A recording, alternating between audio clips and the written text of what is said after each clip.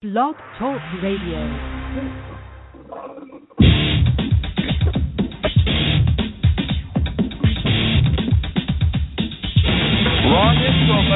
Welcome to Rage Against the Regime Radio, where status quo is taken to task. With your host, Bobby Who's Demand. Don't be a stranger. Give us a call at 929-477-3565 or contact us at rageagainsttheregimepodcast@gmail.com or on our Twitter at RATR Podcast. And please like our Facebook page.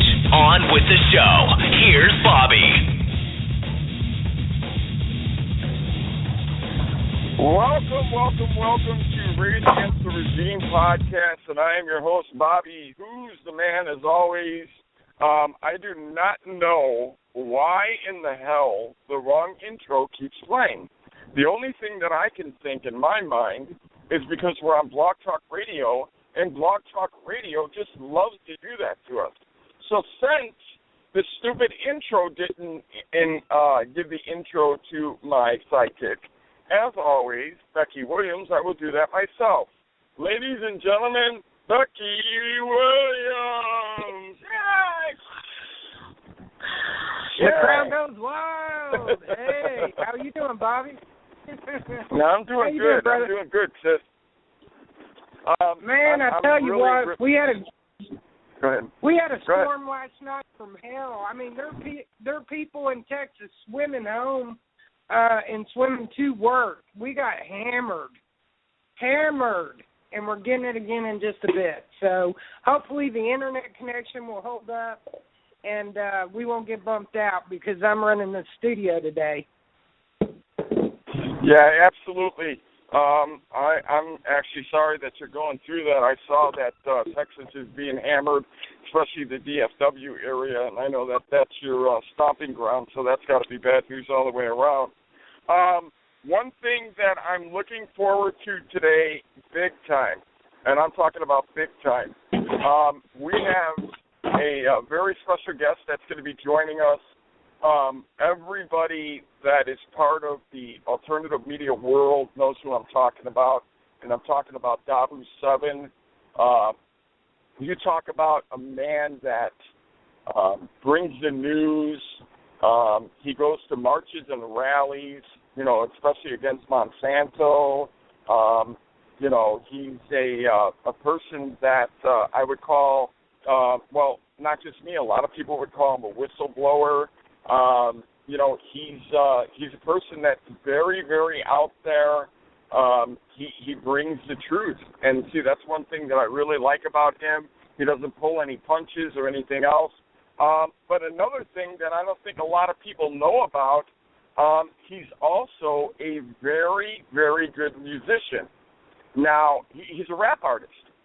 And I don't think a lot of people know that about Dahboo, but he is very, very good at what he does. And I actually put him in contact with PTT just recently, Vinny Straub, the gentleman that we had on the show. And, we played his music and everything, and them two together should make, a pretty good collaboration, I would think. So, especially with the type of message that both of them bring, I mean, I'm really looking forward to them two hooking up in the future, that's for sure. Are you there, Becky? Okay. Sounds like we got Becky our there she is. coming, brother. Yeah, I'm here. There you are. It sounds like we got an alter ego of Becky and Bobby coming in. Man, I love it. I love it when we have gentlemen like him on and ladies that have joined us as well that, aren't afraid, Bobby, to put their neck on the line, to run out front and speak the truth, reveal to the Patriot Party and to the those that are just waking up. What's going on in America? Listen, I've been following Dahboo for, I guess the last couple of years.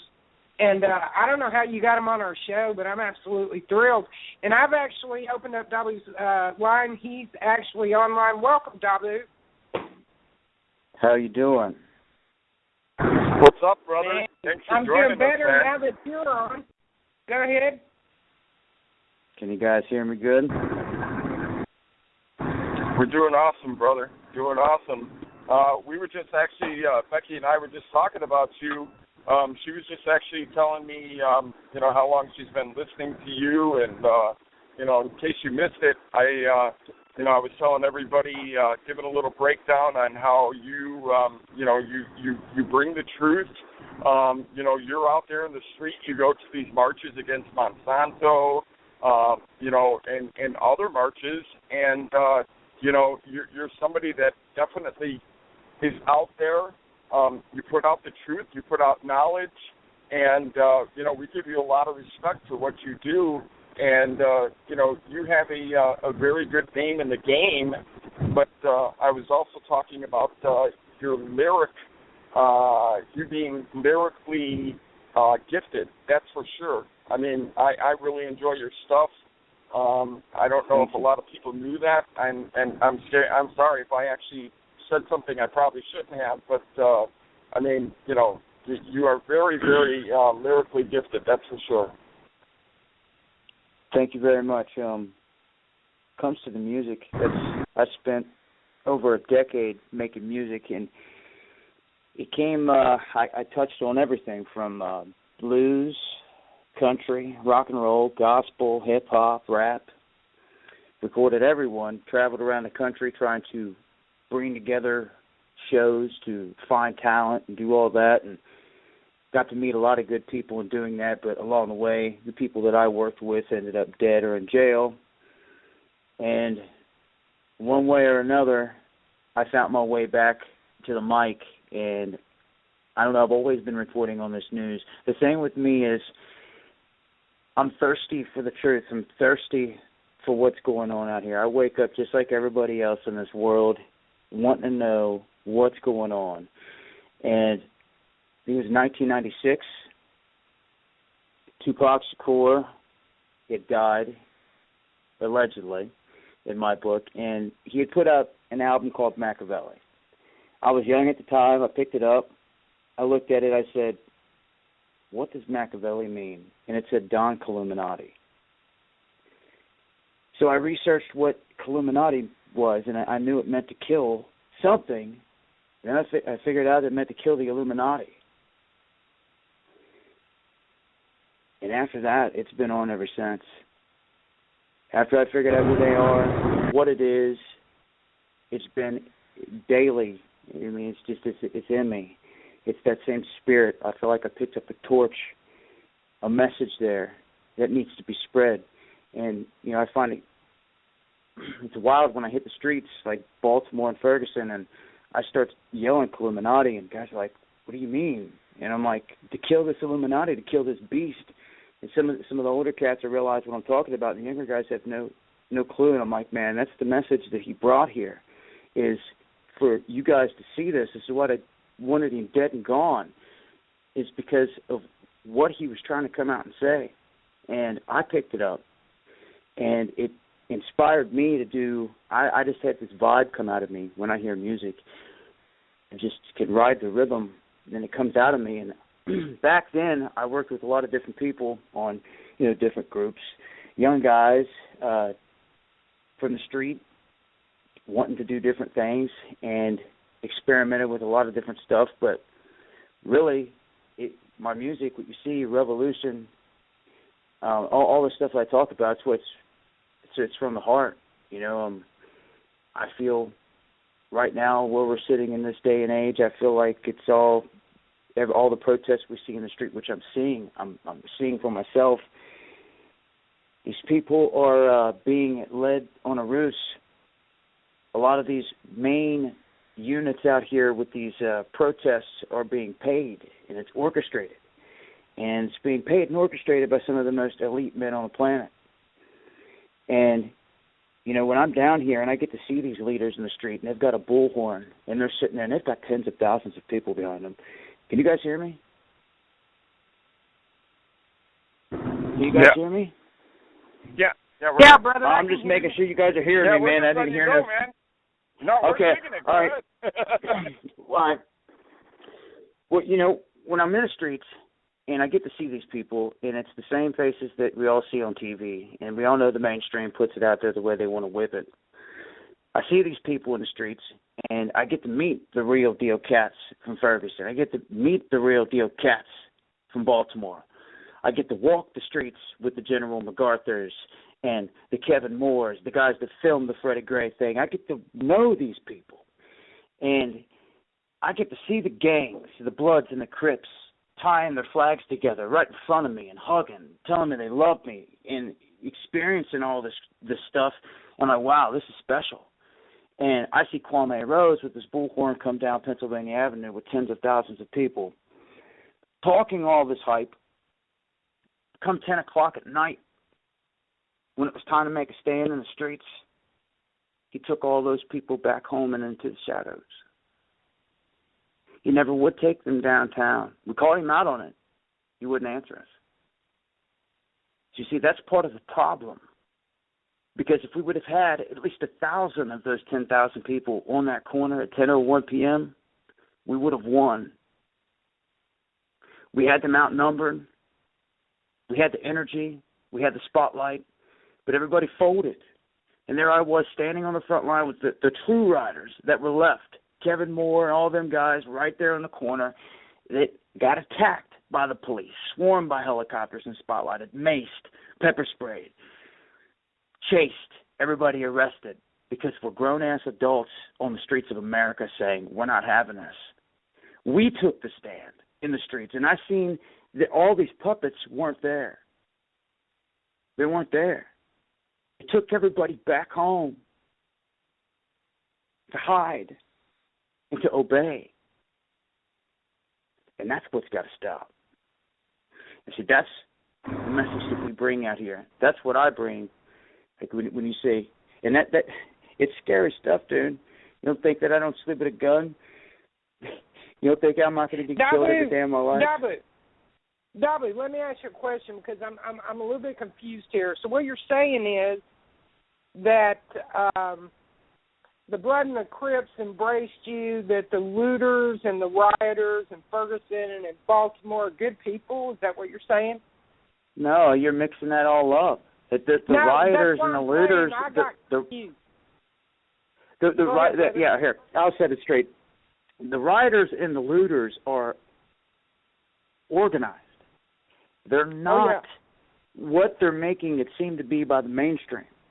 These are people that have been trained, that are being paid. They just cut the checks and did a big video on it. They're paying these individuals. They just dropped $50,000 through the More, M-O-R-E. They put all this money out there for protesters they were paying to serve their agenda. They were working with OBS, Our Black Struggle, as well. They're our sister companies. They were getting paid the money through OSI, which is founded in Baltimore and was solely ran by George Soros up until 2005. Since then, he's muddied the water and he's brought in more people. What's that? Aren't they actually Acorn? And connected to Acorn, there's all kinds of these. These different groups have all these. It's just like the alphabet gang. It's the FBI, CIA. You've got all these different groups out here they're working with that have the same type of movement behind it. They're connected to the government. They have agents in here taking these young people from the street and deceiving them. They're basically telling them, look, we're going to give you, as long as you do what we tell you to do, we're going to give you a license to do whatever, and we're going to pay you to do it. Yeah. And that they're like, okay, some of these people are just out there to do it for a paycheck, and others out there are true. So, Dahboo, what you're saying is they're getting paid to be lawless, which is right up their alley anyway. It's their character. So what you're saying is they're getting these paychecks. This is why they're all showing up at these events for the most part. Not all of them. I'm sure some of them just join the crowd. But they are being taken into essentially a classroom. We've seen the videos, Dahboo, and someone sneaking a camera in, and you've got somebody that's organizer for the riot standing up there telling them what to say, where to hold their signs, what shirts to wear. It's outlandish at best. Yeah. That's it, and those are the same organizations I'm talking about. Those were the training classes for that. And all that was funded by George Soros and company, the same man that's got his hands tied into Ukraine. And if people pay attention to what they've done in Ukraine, they can learn a lot. You can see what they've done to a country, what they're still doing to a country, in dividing the people. And you can also see they laid out the blueprint on how to overthrow a country. They did it right there in front of all of us. They did it. Yeah. You know what the sad part to the whole thing is when it comes to standing up for the Constitution, standing up for our rights, anything, we can't get a crowd. I mean, look at all the operations that we've tried to get in D.C. The only ones that really did anything back in the day was when the bikers, went in D.C. But other than that, the only ones that have really stood up for anything recently was in Texas when they stood up against that conference that they had for the Muslims. That was it. I mean, we can't gather a crowd for nothing. It's hard. It's hard when they're censoring communications. It's hard when they're watching all the platforms. It's hard when people are broke. It's hard. It's hard to do it. You look at what they're doing. They're paying these other guys out here to serve their agenda, but they're not. If we could only get a fraction of that, we could make a difference. But they don't want that. We are the opposition. We are the truth. Absolutely. You are the truth. All of you are. And collectively, they don't want that out there. They don't want to see us gathering out there because they don't control it. If they see a crowd out there, they want it controlled. They want to know that the dude with the microphone or the megaphone, yeah, he's on payroll. But little does everyone out there know that. You see? And maybe the guy out there doesn't even know it. It's set up so deceptive because it goes through so many different organizations, through so many different hands. I've witnessed this in multiple cities. This is a big scheme. And I don't think they're going to pull it off the way they would like to in Cleveland because it seems like Cleveland is just more awake to it, thankfully. Now, that's not going to stop them from busing people in like we've watched them do multiple times, but here recently when they attempted to do it, there was nobody there. It was a bluff. So I think they're catching on to us catching on to them, and now they're pulling out bluff moves. And if anything is going to go down, in my opinion, in Cleveland, it's going to be not in front of City Hall or anything like that. It will be like in a neighborhood of it, out of nowhere, where you didn't see it coming. And, when I go to Ferguson, when I go to Baltimore, I talk to these people like, these people are not from our streets. These people are not from our streets. Even some of the biggest faces out there that are connected to, like, Ferguson, like the D-Rays and all of them, that are supposed to be these big, images for the movement, don't even come from there. They come from out of town. And that's from the people that are from there that tell me this. And tell me they're all paying. And that's what they were saying in Baltimore. Yeah, well, Baltimore and Ferguson are in this hand in hand. And when you follow the money, which I've done in the paper trail, it all goes back to George Soros and his minions. And it's not just talk, it's not just conspiracy theory. We've done it, right? We've tracked it back group to group, from the checks that were just cut all the way back to OSI, and on their front page, they say George Soros funded. It's right there in black and white. It's just, at this point, how many Americans want to face the fire? How many Americans are ready to stand up and do something about it? Comes down to across the board, Dahboo, we've got a lot of inaction in the patriot community. I know there's a lot of factors. I really do. I understand the hardships financially. I understand we have physical hardships. I understand that if we were to take a poll or a census of across the board, the average age of the individuals that are really pushing in the patriot community, they're 50 years or older. We do have younger people in the patriot movement. I'm not suggesting that we don't, but for the most part, I see so many excuses that are being made, refusing to ride share, refusing to split costs, refusing to find a way. Nobody understands the importance of sacrifice and prioritizing what's truly important. Am I saying, you don't deserve your Happy Meal at lunch or, that weeknight out with the family that you work your butt off for every week. Not at all. But what I am saying is that's all about to go away. It's time for us to change our priorities to some degree and start gathering in numbers. Until the numbers start making the headlines, they will continue to mock us, and organizations like George Soros funds across the board, he's an economic terrorist, will continue to grow to separate the country. See, it's like a threefold purpose here. We've got the purpose of division, the purpose of genocide, and then we have the purpose of brainwashing and conditioning. And we really have to put our foot up their butt, Dahboo. We've got to stop it. We have to do something to stop their flow. Well, you know what? I actually think that Dahboo already came up with the solution, and he already said it. And I'm going to tell you what it is. Music. Music. Okay? In the it's so funny you bring that up, man, because Go ahead. My music's just sat there for, I don't know, I think I threw it on the iTunes platform back in the day, and it generated like $42 or something off of it. It's never been about money for me when it comes to this. All this comes from the heart, and it has to be, because if it's not real. And I look at it like that in every aspect of everything, whether it's music, whether it's putting out, information. It's got to be from the heart. It's got to be real. And with the music here recently, it's been coming back around to me, and I'm thinking it keeps falling back on my lap. And I'm like, more and more people talking about it, I'm like, maybe I should be doing something with this. So I'm thinking, if I can do it and pull it off, I really want to make a music video with revolution that's done with the people of the street at these places we're seeing, from the known people from the street.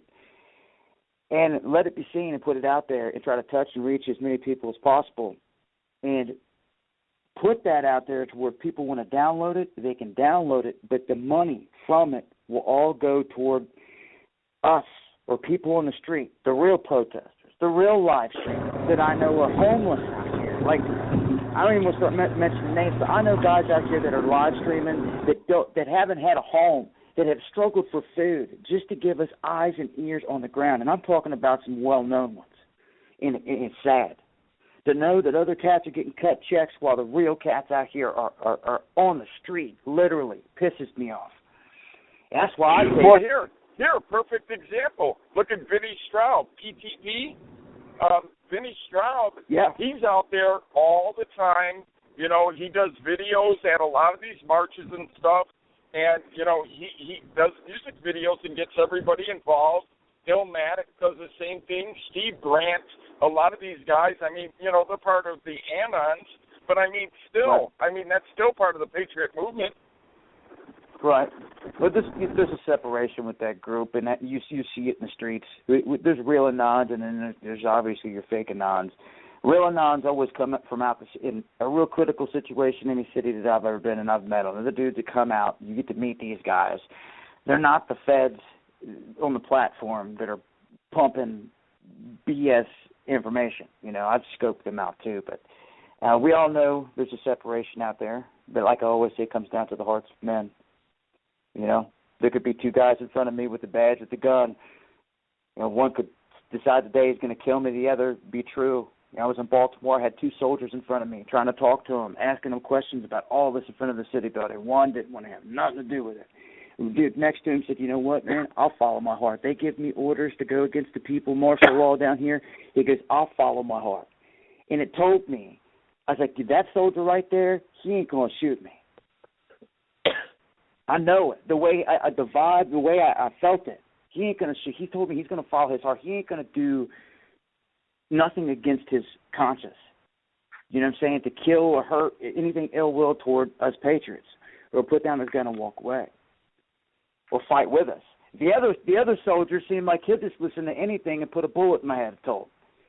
And I'm like, that's the separation. It comes down to the hearts of men. Each and every person. Right, exactly. Well, there's just so many things going on right now in this world that, you know, I for the longest time, I could be wrong, but I've thought that the reason why they're doing Jade Helm and why they're doing some of the other things that are going on right now is I think that they know that there's some kind of natural disaster that's going to happen that they're not telling us about. I mean, if it be Yellowstone, that is very well possible. Yellowstone or an asteroid or something. I mean, something's going on that they know about and they're not telling us. Yeah. You're right. I mean, there. What do you think, Dahboo? You're right. It could be one of many things. I mean, I don't have a crystal ball, you know, and I just gather as much information as I can, like anyone else. I see everything else everyone else is seeing, and you know, a natural disaster or something like that can come up about at any moment. It could happen tomorrow. It could change all of our lives. To me, I think if attack-wise, if it's not a natural disaster, if it's a natural disaster that they're preparing for, then it almost seems like that they're going to be a part of causing it. If they're preparing on that level, unless it's an asteroid coming in for space, something that they can't have anything to do with. But as far as messing with faults, everything they've done there to the sand dome down there in Louisiana, with the sinkhole, and in Yellowstone itself, what if they could set something off? If they have a big plan, I mean, I wouldn't. I mean, that's just so massive that it wipes us all out, you know? I mean, right. What are we going to do? They had some information come out just recently that, you know, they got scientists over there messing around at Yellowstone, and, you know, they're putting helium in or something and, you know, doing some kind of crazy mixtures and causing, you know, for there to be more heat. I mean, I don't know if they're onto something to maybe try to prevent something from happening, or if they're trying to make it go off quicker or whatever. I don't know if you know who Tom Luju is from Bunker Report. He's actually a good friend of mine. Yeah, he's a good friend of mine, and we talk a lot. And, you know, he comes on the show, you know, whenever he can, whenever he's not busy. And, you know, we've kicked the bobos, you know, a little bit here and there and talked about it. And, you know, he tries to break as much information about Yellowstone as possible. And, you know, just recently he let out a video that was talking about that. And those guys have been there working on Yellowstone or doing whatever they're doing at Yellowstone for like almost a month now. And, you know, some people are saying that they're like, you know, messing with Mother Nature, and everybody knows you cannot beat Mother Nature.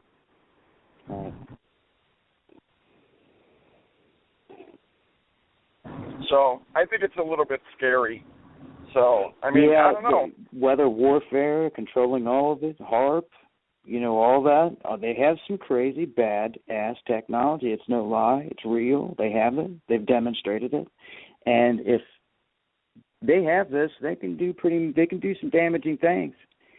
You know, direct a bunch of energy right on Yellowstone or on a fault line. You know, do they want to do that, though? I mean, you got to look.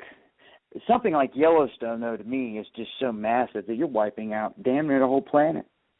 I mean, the effects of something that massive, that's Yellowstone, not just one of these other volcanoes going off. It's a super volcano.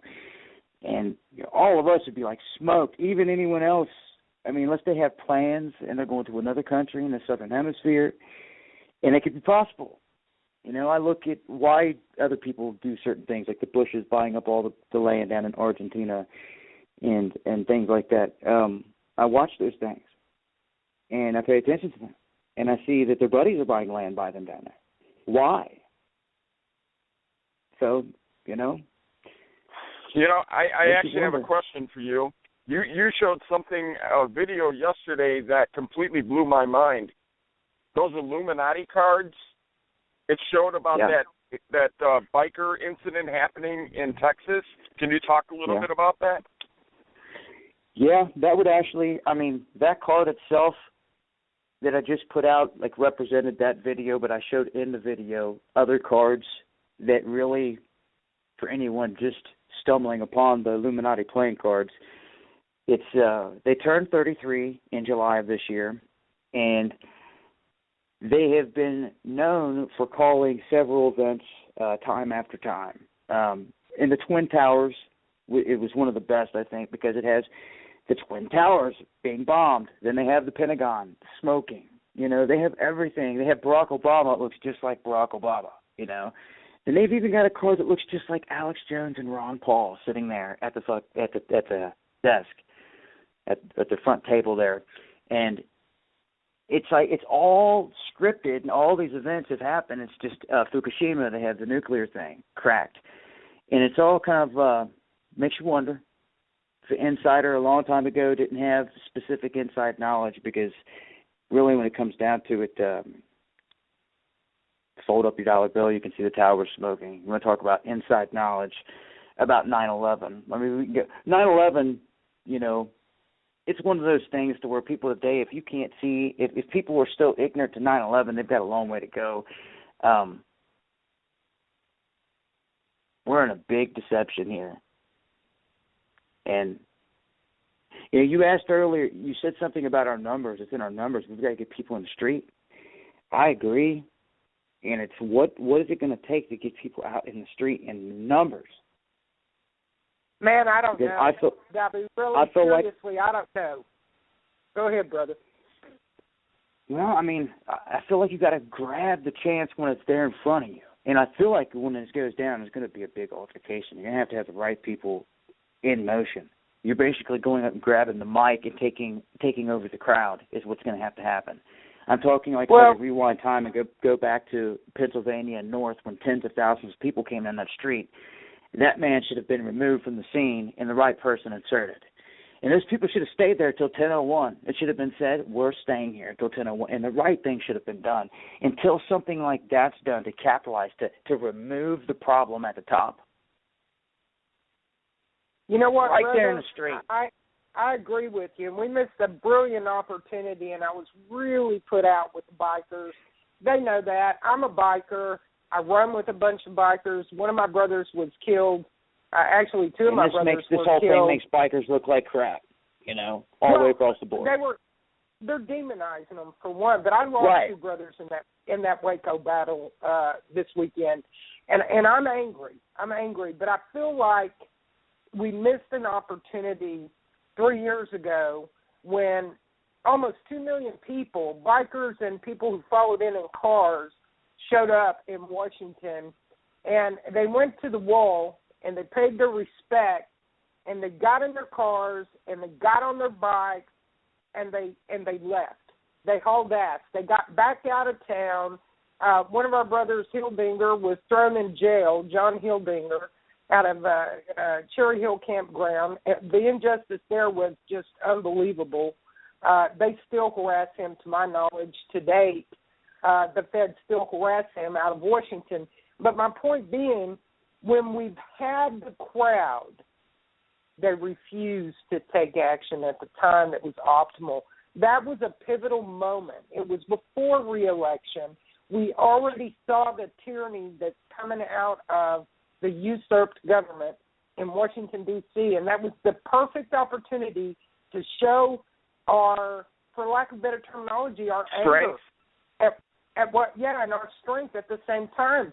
And I'm not saying become violent. I'm saying scare the hell out of them in numbers. Just let them know, there's no hole you can crawl into that's going to protect you from what you're doing to the people. There isn't. I know they have their underground tunnels and their bunkers. How we can seal those up, EMP their communications, and entomb them in it. We know we have maps of the entrance and exit, and we know that they have munitions set up and missiles and things of that nature. But at the end of the day, there's really not anywhere they can crawl away from us and hide. They need to stand up and do what they've been put in office to do. They need to remove the mole and his agents and the Muslim Brotherhood from NASA, from the military, from the DHS, from the FBI, from the Secret Service, period. It needs to be handled because we know what comes next, and Jade Helm is the precursor of that. I don't even think it's a precursor. I think they're just in our face to do it. Listen, on my show, a couple of shows back, a 5-star brigadier general, Marine, came on my show and said, I'm going to tell you right now, I have been all over the world doing special operations and exercises, and never, ever has the military set up an exercise like this on American soil. This is not an exercise. This is an operation, and it is an operation against the people of this country, in particular the Patriots. They're going to target the Patriots. That's why Texas has been painted hostile. Well, I'm a Texan. I'm also very outspoken. The government knows who I am. I'm on their radar. They've been to my house. They know where I live. And so this is an issue for me, and we're running out of time, brother. Hey, you know what? Let's give out the phone number if we can. I know Dahboo don't have a whole lot of time. Maybe if we can get in maybe 1 or 2 callers for him. I know a lot of people got a lot of questions. They were sending me questions, Bobby, asking me to ask, and I'm like, call Dahboo and ask him yourself. Hey, Bobby, I do have someone with their hand up. After you give the number out, okay. I'll let them on. Well, let me give out the number, and then we'll get to the caller. 929-477-3565. 929-477-3565.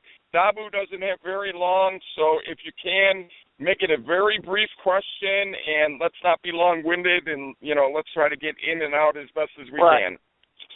All right, brother. I'm going to bring in area code 361. I'm unmuting your mic. Area code 361. You're on live with Dahboo. Who's calling, please? This will be Rudy. How are you today? Hey, brother, I've missed you something terrible. I'm doing great. You have a question for our brother Dahboo? Yeah, I know you don't have enough time. Nice to meet you, Dahboo. I'm a fan of yours, and I do appreciate the information you put out there. I know you're risking your neck, and as a veteran, on behalf of all veterans, we kind of admire your work. My question is this. I don't see this thing quite like everybody else does. Everybody sees Jade Helm. To be honest, it's a big freaking fat lie.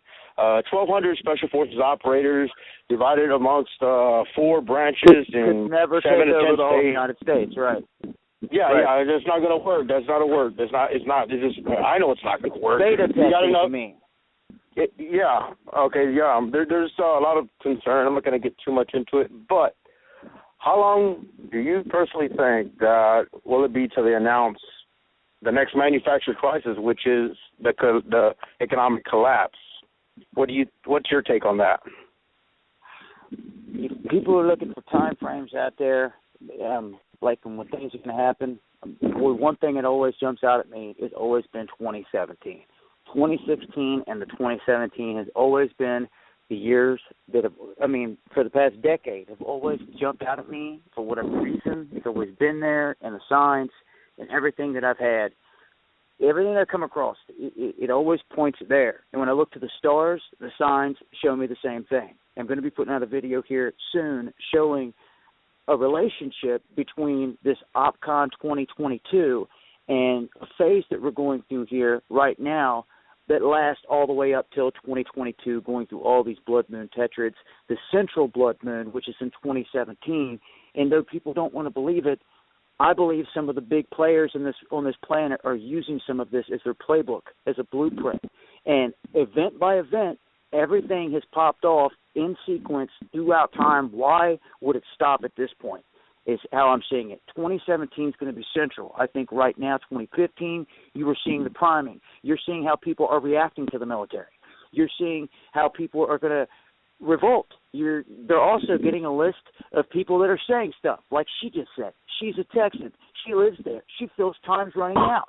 That is scary to think that they're in my backyard paying off my fellow Texans to operate on their property. These guys are selling out. They're now not wanting to admit it. There is money being exchanged out here, and what it comes down to is dividing the people. Now, terrain specific, the United States, I think they're doing just that. They're trading for their mission on what they're going to do here, operations on what they have planned here. This isn't for Afghanistan. This isn't for Iraq. This isn't for the Middle East. This is for here. This is terrain specific, and they're never going to admit that right out. And if they were to ever pull off a drill, again, to try to extract patriots. They would never come out and say that.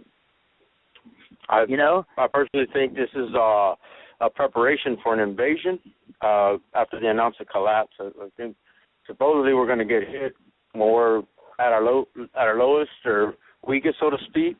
And my take on it is that's where the UN comes into play. Throw down your weapons. We'll take care of you. We'll save you. Go ahead and get on the bus, get on the train. Just go to these nice, secure camps. We'll take care of you and feed you and house you and give you everything you need. Stay away from the war zone. Blah, blah, blah. I agree. That southern border is critical. I believe it. I believe you're right, man. I believe that ties into it big time. That southern border is key to this whole country, in my opinion. I'm right by here, by the way. Oh, really? Where you at? South Texas. South Texas? Well, you're close enough. Yes, sir. I'm out here. I'm running the thick of things. I've always told people it would be battleground Texas.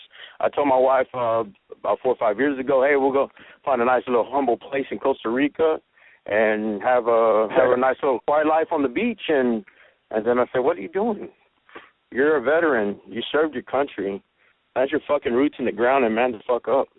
It's time to go. It's time to go. Right. But anyway, that's all I have for you. I know you're short on time, but buddy, yeah, I appreciate everything you do, buddy. Stay on top of things. I'll be watching you, and you have a great day. Much Thanks love, for calling in, Rudy. Yes, sir. Yeah, that's a good brother right there. Rudy interacts with us a lot. He's a good brother. You got anybody else, Becky? Yeah, we have our next caller, area code 602. Your mic is open. Hey, Becky, this is Karen. Hey, Karen, how are you doing, sister? You have a question for Dahboo? Not a question. I have a statement, more or less. Okay, now, I think I told this on another show that you were on, Becky, about this ex-military guy that I met in December. I was picking up something from him, who was also a Pinal County deputy at the time. And he had told me this story about how he had lived in the Philippines with his wife, who was Philippine, and how the military had gone over there and confiscated his passport and brought him back to the States. And he told me that he had no intentions of being any part of what was going to happen here in America. And he says that he didn't want any part of it. And he told them that. And they told him, well, it doesn't matter because you're in. And what he did in February, he had a boat. He took off in that boat in February to international waters because he said he wasn't going to be any part of what was going to happen in America. So at the time, I took it and I remembered it, but I didn't hook it up until just a couple of days ago. That's why he was so scared. Jade Helm, it hadn't come out yet. Wow. He knew what was going to happen, and he didn't want any part in it. My feel is that it goes bigger than Jade Helm. Yeah. Like he was just talking about before, I think it's way bigger than this. I think we're just breaking the surface, and that's scaring them. I just put out a video a minute ago where a general came out and said that this whole thing is going to kick off in June now. I've seen multiple reports today. I've seen one over on the Common Sense Show, and then I've seen another that was pumped out by Turner Network, which I was doubtful of because I've caught them putting out suspect stuff before. But I went digging, and I found a C-SPAN article from this month, and the general, his name's Dan. It is a C-SPAN clip right here. He says specifically that this will begin in June. So now it is a month earlier than what was ever announced before. Right. Yeah, Dave Hodges gets good information from people for the most part. He won't really talk about nothing if he doesn't think it's pretty good. Right. So anything coming from Hodges is pretty good. So that's when I started looking, and that's when I started digging. I came across this, and I'm just like, well, there it is. He just said it. So I put the video out. It's on Dahboo7, last video I posted before I came on here. So, are they popping this off? They getting squeamish? All this talk, wanting to get this thing going quick? I don't doubt you're going to see more events like you just saw with the bikers. More events. We've caught these cops mingling into our protests in the streets, people call them out and they're like, show us your badges. And it's like they have to at that point, you know? Well, you know what? Just a couple of weeks ago, something happened. Oh, I know what it was. The DOJ came on TV and said that ISIS uses the mainstream media as a weapon, this and that, so on and so forth. What did I do, Becky? I told everybody as soon as I heard that, I said, here comes the false flag. I guarantee a false flag is going to happen within the next couple of days. And guess what? Here they come with ISIS. There was some story that had to do with ISIS like a day or two later. And I told Becky, I said, now is when the false flags are going to start hitting. And then, you know, they're going to start blaming all these different things, you know, on different people, so on and so forth. And you know what? Here, another thing that bugged me is that one of the jackasses from the Waco Police Department coming on TV, and he's like, in 39 years, I have never seen anything this bad. Excuse me? Were you not there when the Branch Davidians got burned out of house and home? Right. Just skimmed right over it like he was trained to say every single thing he said. He had like too much information when I was watching. He was just rambling on and on and on. Yeah, that was pretty sad. Pretty damn sad. Hey, Karen, do you have anything else? Or great information there. Thanks. Well, I'll tell you guys, I do have some information, and if Micah Campo was on the line, I was going to let her give that information out, but I see she's not holding anywhere. I received a picture from Micah today. Her husband is a truck driver. He had to pick up a load in Lubbock, Texas, and he was down by the trains. He was down by the area where, you know, the docks, the train docks. And there are, I couldn't tell you how many because it was just, you know, a small picture from his cell phone, military tents set up by the train tracks. Now, a couple things are going on here. And actually, Rudy, I'm going to bring Rudy back in if he's still on the line, just because he can give me the name of the company up in Amarillo, or not Amarillo, I'm sorry, up around Lubbock area. Hey, Rudy, you sent some information to me a couple weeks ago about a munitions place. It might have been Fletcher, but I think it was you. Sent me information about nuclear weapons place up around the Lubbock area. Actually, I think it's Amarillo. Amarillo, and that's Pantex. That's what I thought, Pantex. Well, Lubbock area is known as Hub City, where all the trains, and that's one of those main central changeover places underground. But anyway, I'll let you go at it again. All right, brother. Anyway, so I get this picture from Micah, and it turns out that her husband captured with his phone camera these military tents that are set up by the train tracks. Listen, that's very disturbing to me. We know what happened during World War II, Dahboo.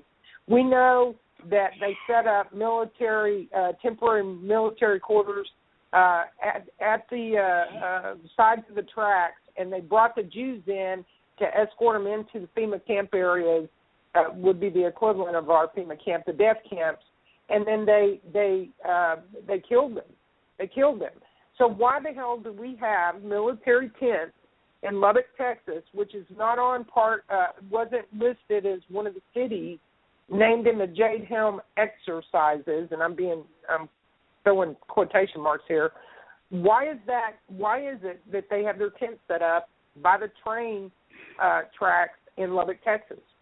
Can somebody tell me what that might mean? Yeah, well, it's disturbing, like you said. To think all this activity we've seen has been all before Jade Helm has even began. So it's like, what is this activity? If it's not Jade Helm, what is it? That's I don't know if you guys saw it, but I put out the video on RSOF, Operational Concept 2022. It is a training manual put out by Commander Cleveland of U.S. Special Command that states that they have this operational concept of here in the United States of where they're going to do urban training, tactical training. They're going to do it against dissidents, what they call, I think it's EUVs or something like that. It's all right there in the document. It's signed off by Commander Cleveland himself. It is their operational concept plan up to the year 2022 to operationalize the CONUS base of the United States. That is his exact words. And also in it, you're going to find the language of mastering the human domain. Everything that Jade Helm talks about is in that. And it goes till 2022. Wow. That's really disturbing. So that's when I seen that, I put that out. That video has been throttled. It has been throttled. People have not been able to share it. Other people are coming back to me like, "Oh, I just seen this today." Like it shows you posted it like days ago. Even on the Twitter feed, people were saying that. So it tells me there was a suppression hit on that information. And I've also watched different outlets try to report on it, but they cut my name out of it, which ticked me off big time because I'm the first cat that came across that RSOF, all them documents, everything to do with the OpCon 2022. And, you know, some of these bigger outlets have, they like to come up upon me and cherry pick my information that I bust my tail to come across. And I believe about, like, if you give me some information, I'm going to tell everybody you gave it to me. Well, I want to give you we credit. do the same thing. You know, I want to shed light on you. You know? Absolutely. But when these cats are doing this on a daily basis, and I'm like, dude, you just, it gets frustrating. I'm just like, show some respect, you know, when it comes to this stuff. But with that story, that's time. You're going to hear more and more about it. And I think they're ticked off that I broke it. And they didn't get to do it the way they want to, because they're going to be forced to have to talk about OpCon 2022 from here on out, because it's their plan for the next 7 years. Let me ask you a question. What do you think of these underground tunnels? It was somebody broke the news the other day. I'm trying to remember his name. You probably will know what I'm talking about. He did a video where he had a map of the underground tunnels, and one went through Bunkerville, one went through Grants Pass, one went through, you know, where some of these was it Professor Doom? I don't know. There's so many guys I follow out there. I know what you're talking about with the tunnels and the maps and all that. I've seen that and tracked that, yeah. Right, and it kind of linked up, you know, to all the areas and stuff. And I'm wondering if there's anything to that. Well, you know what's interesting is when you look at all the Walmarts that closed down, they all went down for the supposed reason for plumbing, and we've seen all the activity, even massive military activity at certain locations, on multiple occasions.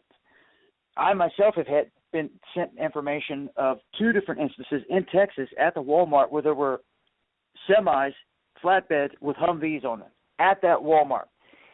Twice, 2 different semis, 2 different occasions. It's like, why? You know, it's like, why are they doing all this stuff? And then the big blast door that was put in down there, and the one in Florida, I believe, that was highly, highly suspicious. A big blast door they're putting in. And then I come to find out the Pico Rivera one in California is unique in its own right because it's built at the old Ford plant. And at the old Ford plant, they had underground bases and facilities and tunnels and network that was all ran by the government. They were there. That was there decades before Walmart came along and built their building on top of it. So isn't that the one that has the big wall going around it, and they were building a fence or something in the back? I'm not sure. That might have been the Kansas one there, with the containers and all that. Yeah. I think that was Kansas. Although there could be a wall around many of them, I'm not sure. I just know the Pico Rivera one was subject because they started to protest there, and they thought that it was retaliation because they started to protest there and this and that. And the reality of it is that's a key spot in a key location where that sits. Biloxi, Mississippi, here recently added a Jade Helm operation into it that I thought was very suspicious. A large swath of land they're going to be taking over, the old Jimmy Buffett Concert Museum or Casino. It's a huge compound. They took over the whole thing. They also took over the school that's been sitting vacant next to it for the whole time. And they've stopped any flights from going over that airspace from this point all the way till we're done with those drills. So even though they're doing nothing right now during Jade Helm, right now you cannot fly over that school. And there's also a huge warehouse. There's a huge warehouse right next to it. I mean, when you connect all these three properties, it's just huge. You can see they've got a huge warehouse, they've got a casino and all this other stuff right on the beachfront, and they've got a school, all to play their war game, do whatever they want right there. Wow. Unbelievable. Wow. Hey, Becky, does we got anybody else with their hand up? No, I was about to ask. If anybody else has something that they would like to discuss with Dahboo, please raise your hand by pressing 1. For those who may have just come into the conversation or the show, the area code to call in is 929-477-3565. That's 929-477-3565.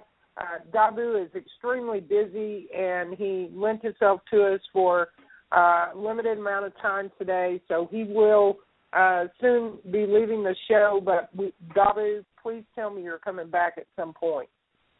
Oh, yeah, definitely. Thank you guys for having me on. I'll definitely be back, man. Man, you know what, brother? I can't even. I appreciate it. Go ahead, Becky. I'm sorry. No. I'm just saying I appreciate it. I want to thank him for it. I really do. No, you're welcome, man. We're in this together. Man. I never asked to. I just grind. I bust my tail to get the information out, and that's just why I'm sitting where I'm sitting. It's just me. It's been the burning energy in me. It's just my work ethic. It's how I go after things. It's just me until I'm dead. And well, I can't tell you how much you made my day by saying yes, brother, because as soon as you said yes, I mean, I know I hounded you a little bit. I kind of felt bad about it. And I'm like, this guy probably thinks I'm a damn stalker or something, you know? But I'm glad that you said yes. And when I told Becky, she was like, you're kidding me. There's no way he told you yes. And I'm like, yeah, he told me yes. And that was it. But you know what? I'm glad that you made a connection with Vinny, you know, with PTP. I mean, that could be some things, you know, some really good things to come. You know, and him being in with Steve Grant and Illmatic and all those guys, I think that you guys all together might be, you know, might be a collaboration in the works. That's for sure. Oh, dang. Hey, Bobby, I hate to do this to y'all, but hands just went up like crazy, so I'm going to bring the next one in, all right? All right. Area code 706. You're on live with Dahboo. Dahboo, can you tell me who you are? You got your hand up. Area code 706. I just unmuted your mic. Hello? Okay, we got a shy one. Area code 509. 509. I've opened your mic. Hello? Hello. Hi, who's speaking? This is Rhonda, and I'm in Washington State. I just wanted to ask Dahboo about what he thinks about TPP and about the fact that in the last couple of days they're talking about sending more troops to Iraq, and what he thinks about the whole thing with Syria blowing up. Well, been turned on like through him with the whole TPP, and I mean that's amazing. That's awesome. Were you talking about? Is that funny? What's that? Are you talking about the Trans-Pacific Partnership here in depth of? I am. I'm Fuchsia 73 on YouTube, and I've been posting about it, and I just think it's all going to tie in. I think the J-Town thing is putting our military in places strategically for a reason. I still don't know what I think, if it's to protect us or if it's to attack us, but I think it has more to do with the whole global thing. And I think that if we start in 2012 and tie everything together till now, that we'll start to get more answers. Yeah, the whole UN thing with that micro-stamping of ammunition, the UN disarmament that has came into New York and set up shop, they've put out Craigslist ads looking to hire people, to train people. That shows that they're here. They're set up shop. We've seen the vehicles. Yeah. Well, I've seen... I think, go ahead. I was just going to say, as Rudy had mentioned earlier, I think that this ties in heavily with our southern border in this country, and I think that somewhere along the lines, I think that they know, as bad as they're painting the police right now in this country as being, dog awful, those are the guys that were sworn to protect us. And if they can't do the job, Obama's answer is to federalize the police forces. And when they can do this, they can bring in international troops. And if they're going to do that, you see, what they're going to do is paint the picture to where the cops can't do it. They brought in the National Guard to Ferguson and to Baltimore. I've seen them. I've talked to them in the streets. They don't want to be there. They want to get their gear off and leave. They're definitely not going to be going to full-blown war against the people. I'm telling you. And they're going to have a problem there, I feel. I also feel that's why they took all the Apaches from our National Guard here recently and gave them all dumbed-down Black Hawk transport helicopters with no real weaponry. Exactly. I thought that was a really foul move. He stripped them of that. So what he does there is he takes away all the weapons. Now people are looking at the police forces. He just came out and he says, all right, I'm stopping all this military equipment from going to the police forces. Well, no one wants the police to have the military equipment out here, but you have to ask yourself, why are they doing it? Why would he be doing this all of a sudden? In my opinion, it's because not too far down the road, these are going to be places, and the only places that we, as the people here, are going to have to go to draw weapons to fight back. And they don't want them there. They don't want them there to where we can come and get them and use them. I think the same thing our happened. Troops, I think, are going to be stuck defending our southern border in a staged something that's going to go down. And that's why Jade Helm is all along that area. That's why the southern border has been depleted this whole time. And now that's why there's all this talk of ISIS, the boogeyman, all of a sudden right across the border. They're setting the stage. Right. Well, and they've been there for a while. It's not like they just got there now. Right. Everything that they're doing, they've had in motion for a long time. And I think it goes right back into you're going to continue to see these small false flag events in different areas. And that one in Texas was just kind of like against the biker gang, was just a pure smear campaign, I feel, against a true group. Like she said earlier, that biker gang made that ride a couple of years ago, could have made a difference if the leadership was there and they wouldn't have packed their bags and rode out. If there would have been a fired-up leadership there that said, nope, we're staying right here, park your bikes right on the lawn, Shut it down. There. Shut it down. Shut it down the right way. But it's about leadership, and once again, like I always say, it's the hearts of that. It's what it comes down to. Well, All right. Go ahead. If you got something else, go ahead. Yeah, I've been researching a lot. Like, I'm disabled, so I was 12 hours a day researching. And one thing that I found about the Boston bombing and all those places, those guys are using the same pics over and over and over again as the police. And I just kind of think that they're lying to us about the whole situation a lot of times, because why would they be doing that? It doesn't even make sense to me. Right. You're right. And that's what more people are starting to see, exactly what you're saying.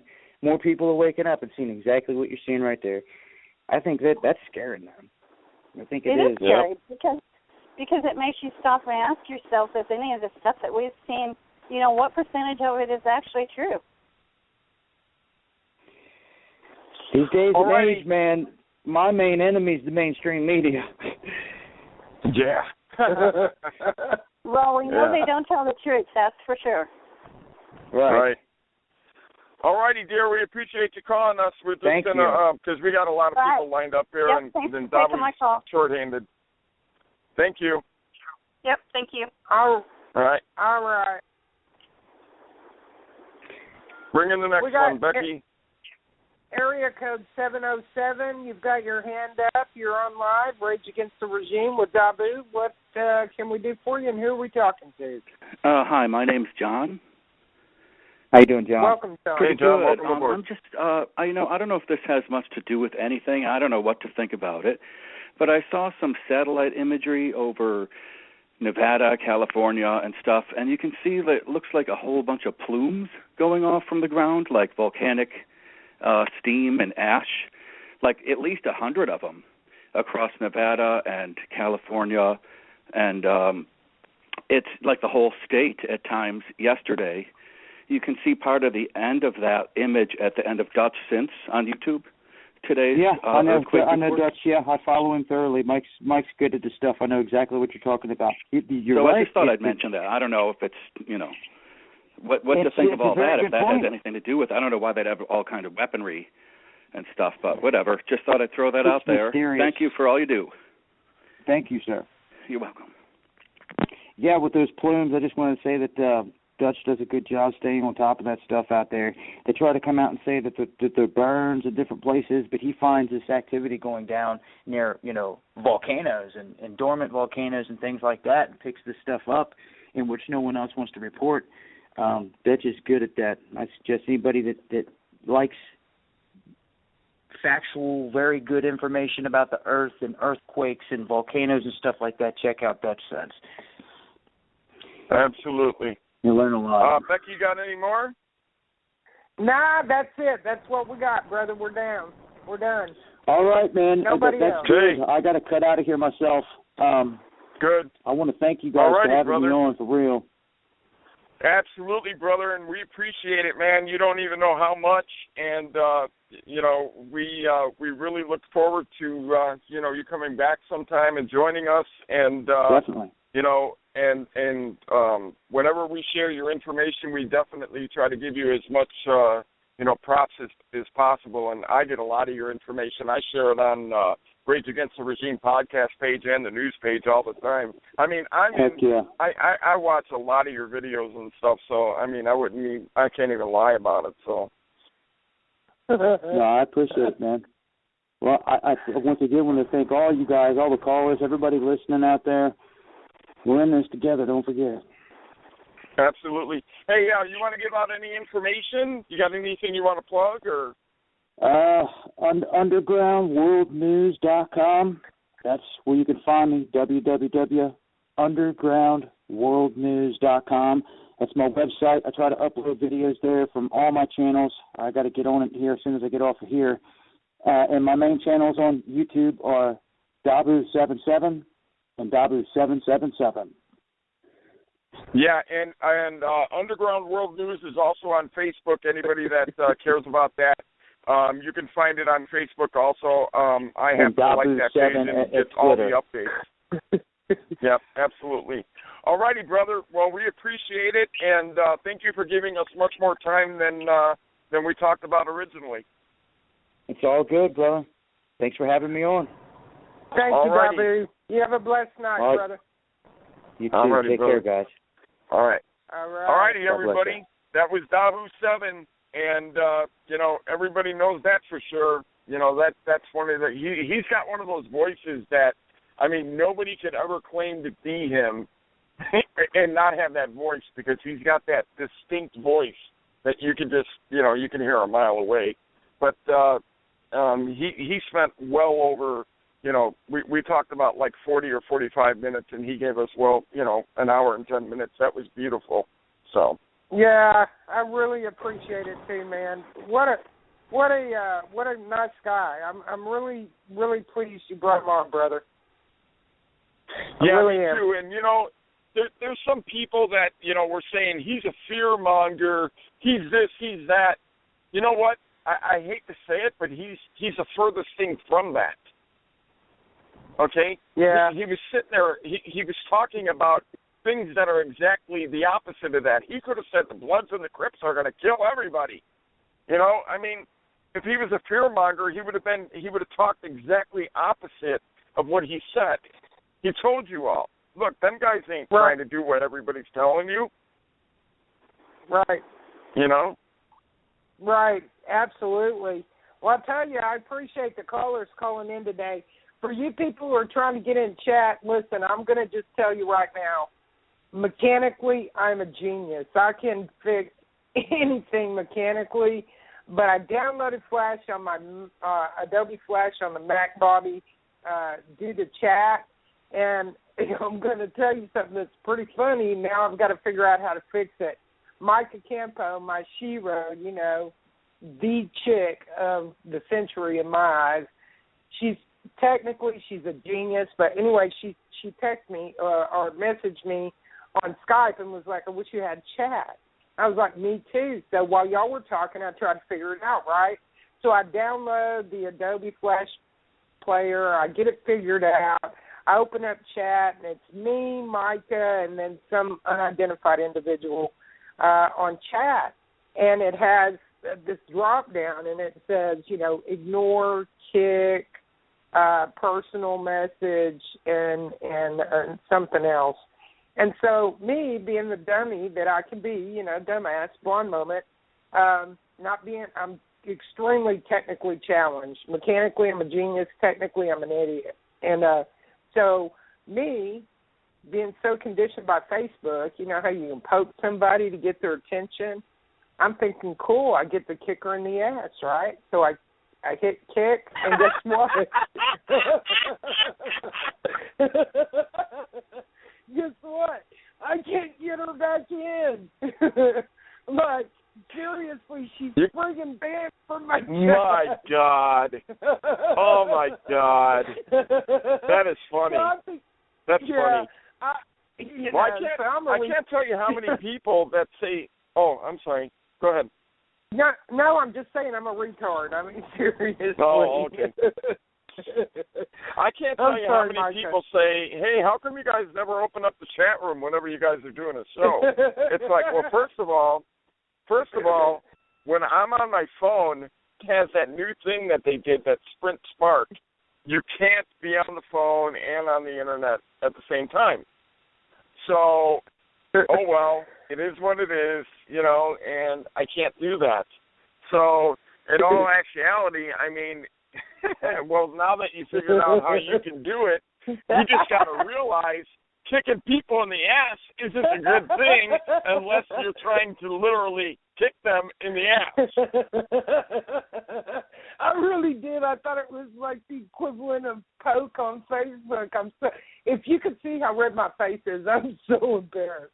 But I was like, Micah, fix it, man. I even gave her the password because she's my techie chick. I was like, Micah, please go in and fix it for me, right? She couldn't. She's like, I'm friggin' banned. I'm like, I'm so sorry. Yeah, I wonder why. Yeah, but you know what? I'm an idiot. I've heard of people getting kicked out of the chat rooms and being able to go right back in. So I don't know what you would have done any different that they can't get back in now. That Micah wouldn't be able to get back in. But, see, I don't know nothing about the chat room. I just know people that used to flood the chat rooms and just completely antagonize whoever the hell was doing the show, and they would just, like, bombard them and, all types of bad stuff. Micah just sent a message, said she started a new live chat. I guess I needed to close my chat window so she could open it up and moderate the chat for me because, listen, for all you folks out there, I mean, I had it so screwed up trying to fix it that Kate couldn't get back in. It booted her out 3 times, and I didn't kick Kate.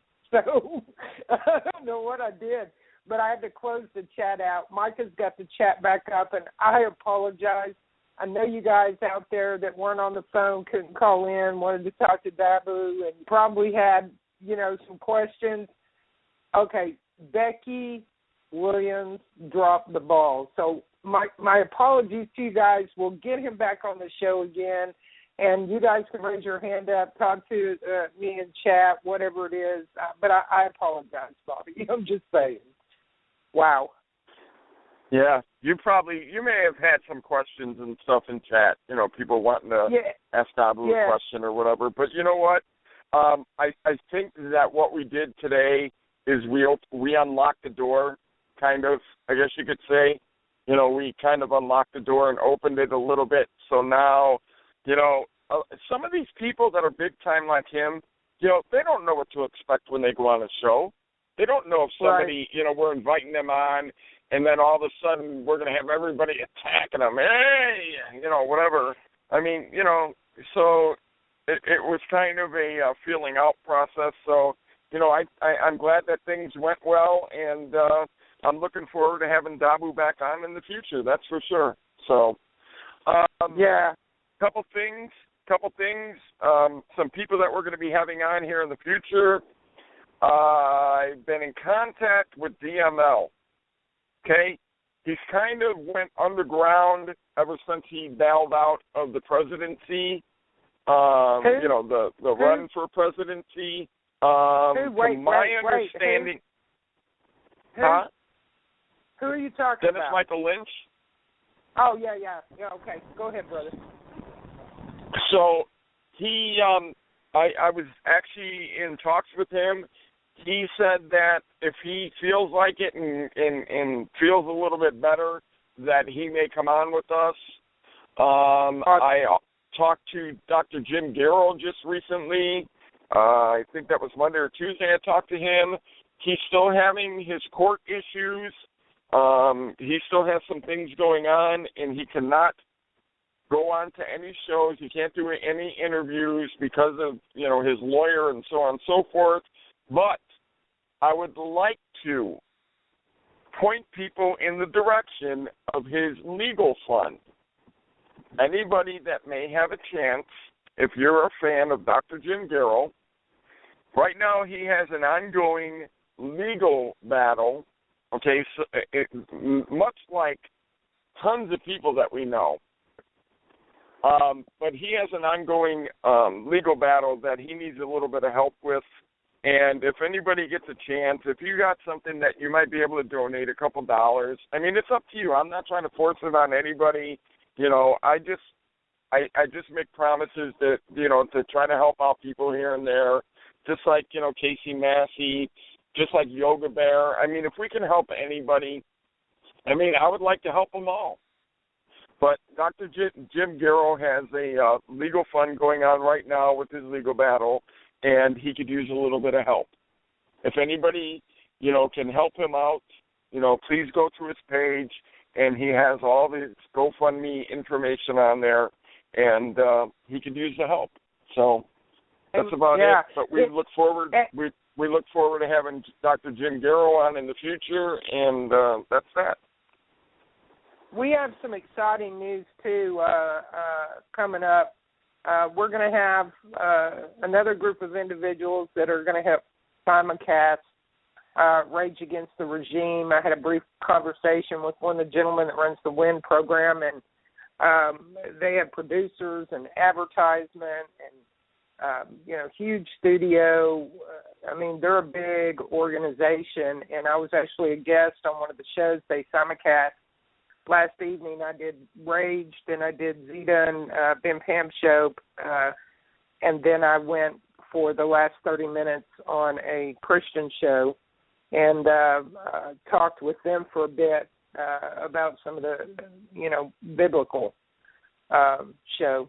So anyway, after that conversation with the host and sharing some scripture and a word I felt God put on my heart, which was the threshing floor. I believe that that's what we're in the middle of right now, and for those of you who understand what I'm talking about biblically, you're fully aware that right now we're shucking the shells of our carnal man, and it's time to put on our spiritual armor of God and move forward. We're separating bad grain from the nutritious grain, or the good grain that would feed the body, the mind, and the spirit.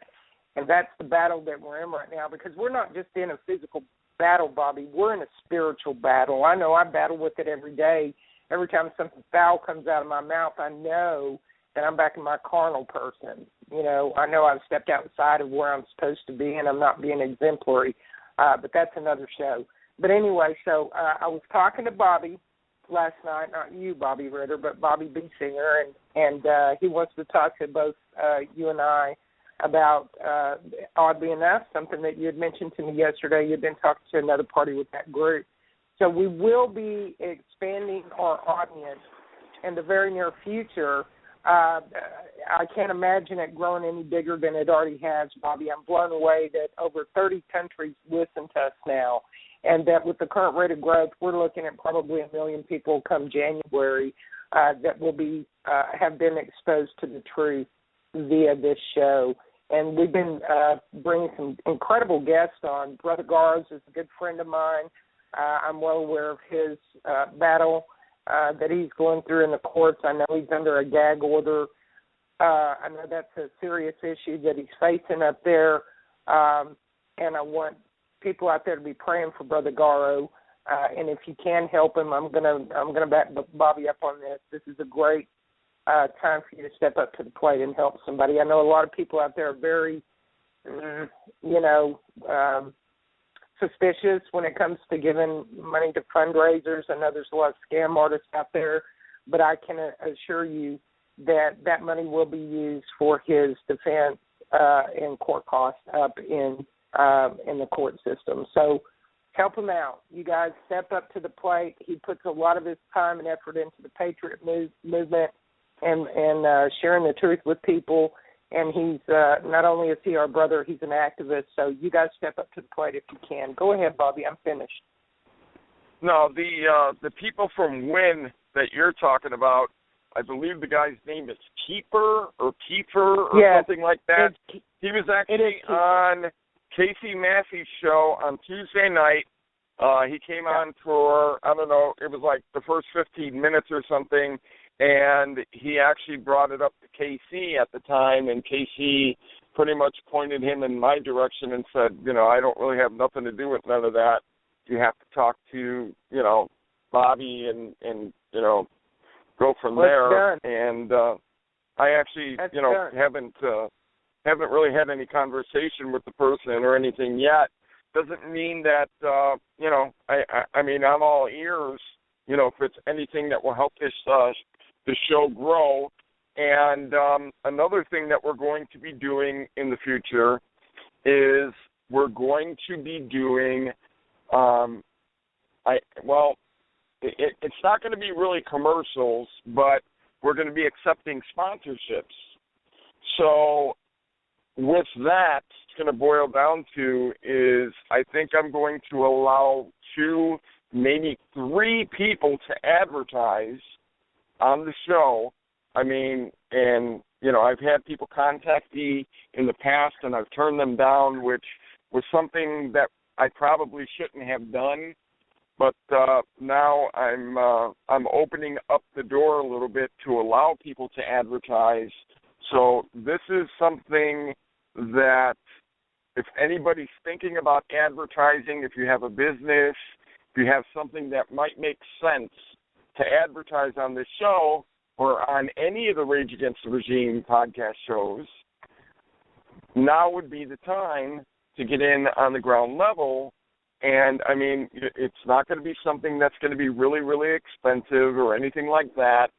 It's just going to be, we're trying to get enough funditures together to have the show pretty much pay for itself and for us to keep marching on.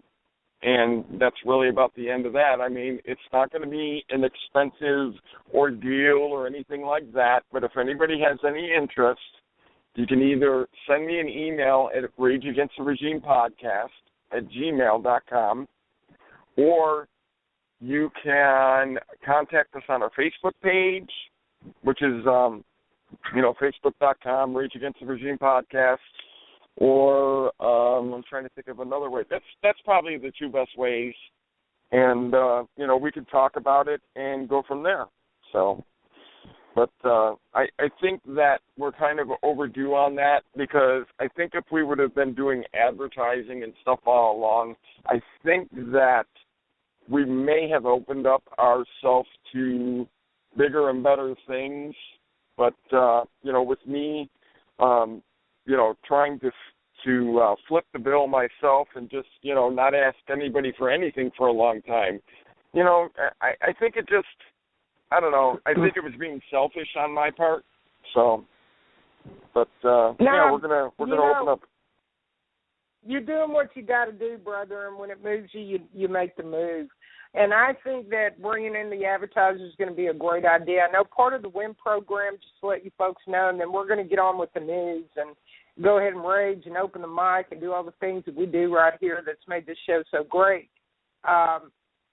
WIN is really focused on organizing under one umbrella, simulcasting to reach everybody that we can when, and I say we, like Rage Against the Regime and other shows like ours, patriotic shows, activists and the like, being able to bring them together and have their listeners and our listeners come together to be better organized, to try to bring the people together. We're kind of scattered out here, Bobby. What's going on is, some people listen to us, some people listen to Moretti Underground. A lot of things are getting missed, but if we can bring that collective audience together, everybody get on the same page, then we're all aware when the events are taking place. We know how to reach each other and, come together and organize and those events and hopefully get a show of numbers, just like what Dahboo was talking about. And, the underground radio has become such a huge vehicle for truthful, factual information. That's just, right. I mean, that's a win-win situation, brother. Right. Well, but there's so many people doing it. It's kind of like, it's like every Tom, Dick, and Harry is trying to do a show, but a lot of them are not around for a long period of time. I mean, they come around and, some guys that do a show for, I don't know, we'll just say a month and a half, 2 months just to see what happens. And, when the show flops or whatever, then they're done and they move on, and they try their hand at something else. But, we're doing it correctly, I think. And I don't know. I think we're doing a pretty good job. And, we have numbers. I mean, we have the listeners, and we have a lot of people that, share a lot of information with us. And, they share our information all over the place whenever we post about a show and, whatever. It does fairly well. I mean, I was really happy the other night when Casey came back to do his show, and you guys talk about a really, really good show. I'd like to point you guys to Casey's show the other night. He was talking about, it was all about the MC and, whatever happened in Texas and everything. And like 700-800 people saw that, shared it, got the information out and everything else, and the numbers were there. I mean, he had a ton of people on his show the other day, and, I'm glad to see that. I like to see the support from the people, and, we can only appreciate that. It just helps us grow, and, it helps us let people know that, they're sharing the love. So, hey, do we happen to have anybody with their hands up, or? You know what? I'm gonna bring Bill in if I can get him in. Hey, Bill, brother. Yeah, all right. What the hell are you texting me? What happened? Well, my phone wouldn't function at all. It wouldn't acknowledge any of my key presses, so I couldn't press one to let you know that I was here. I couldn't go into my text to text you until just now. I'm on the phone still, but I can't get out of text. So I don't know what's going on with. This has happened before, where I've come in and been kicked out and different things, but nothing like this. In fact, I tried to hang my phone up and try to just do a restart, and I wasn't even able to hang up. I came pretty close to pulling my. What in the hell? Who's your carrier? Well, it's Verizon. I haven't.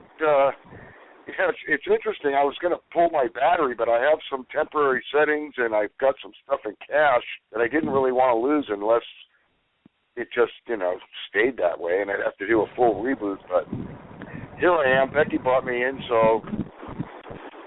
Well, you know what? Wow. That's the most expensive carrier there is. You would think that they never have any problems with their phones.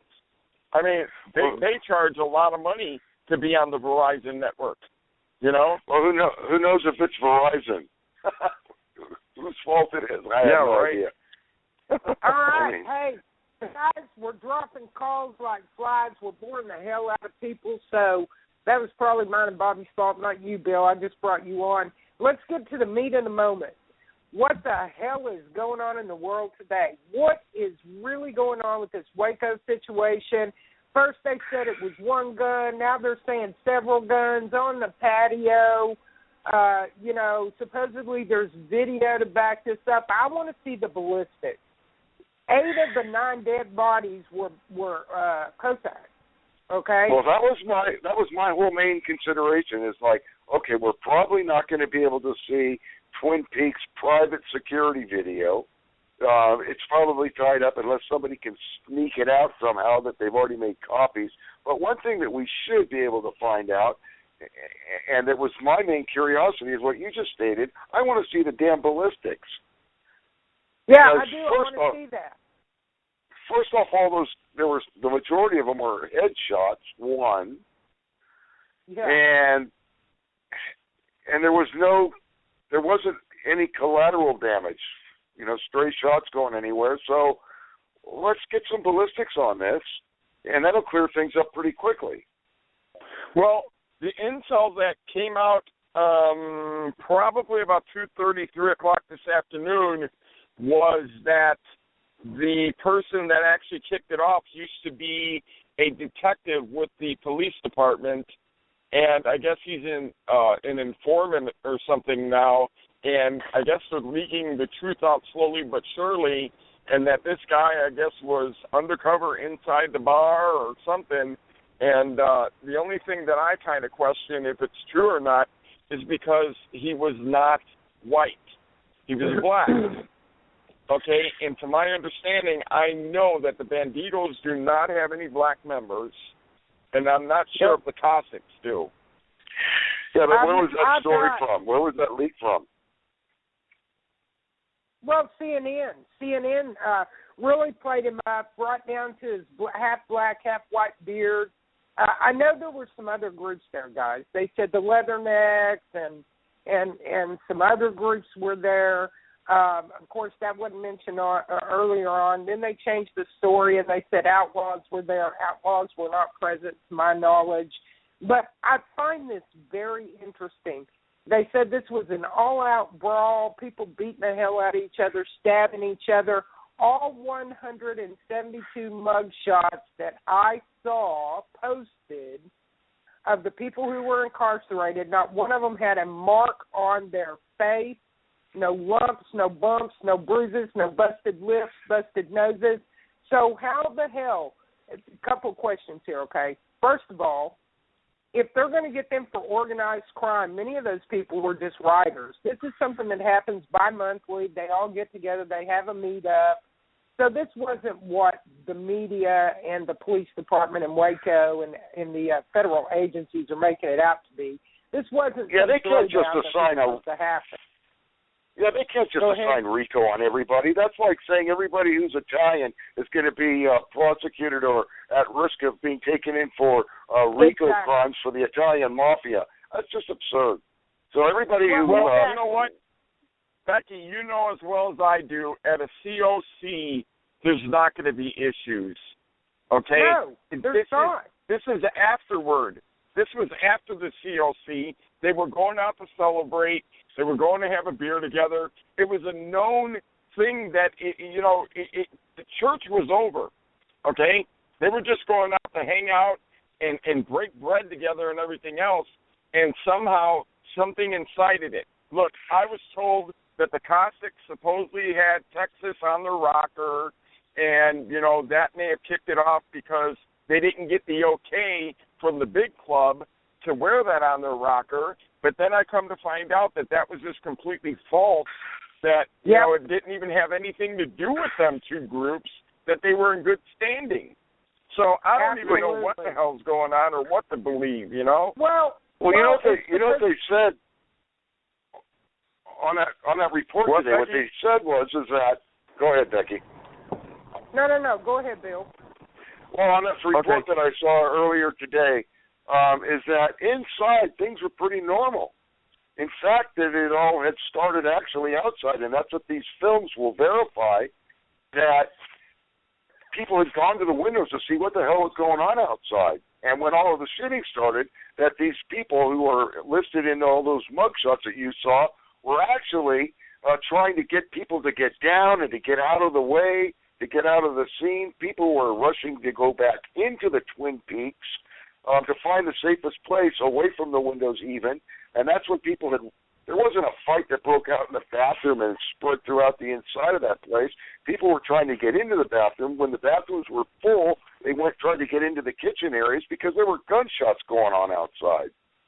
Right. And that would make sense to me. Becky, it's what opposite of what we were told. I'm sorry.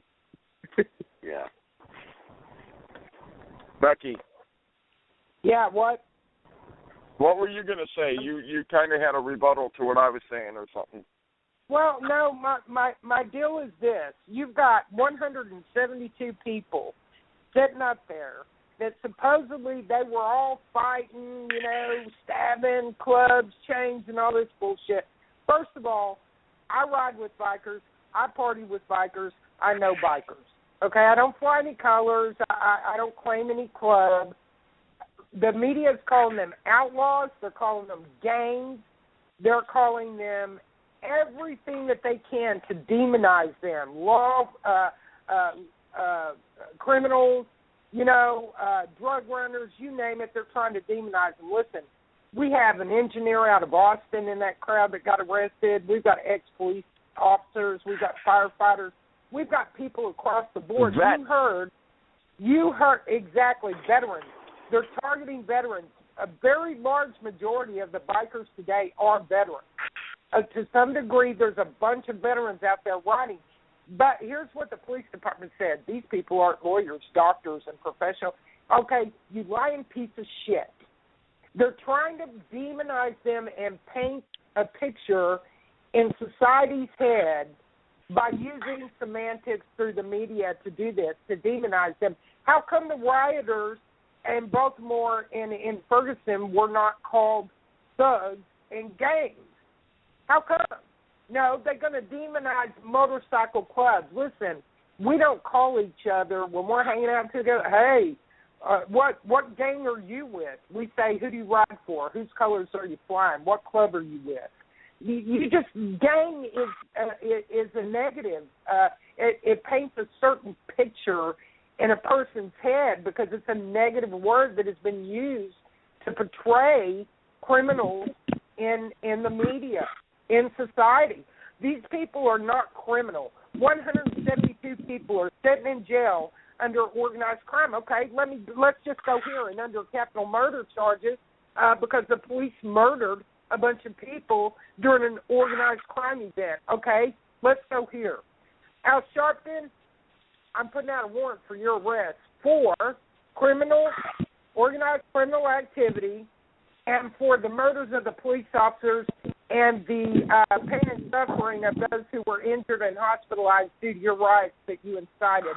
George Soros, I'm going to make a citizen's arrest on you because you're a part of that and you finance it. Obama, Eric Holder, all of you are guilty of organized crime. Every one of you are guilty of capital murder. How about we just go there? How about this Christian group that's backing up the thugs that were in the looting up in these protests?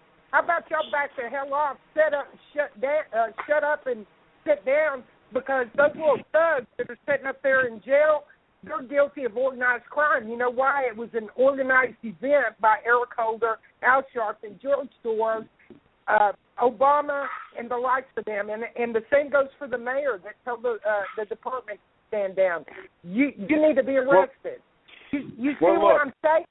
How the hell are you going to arrest all those fighters?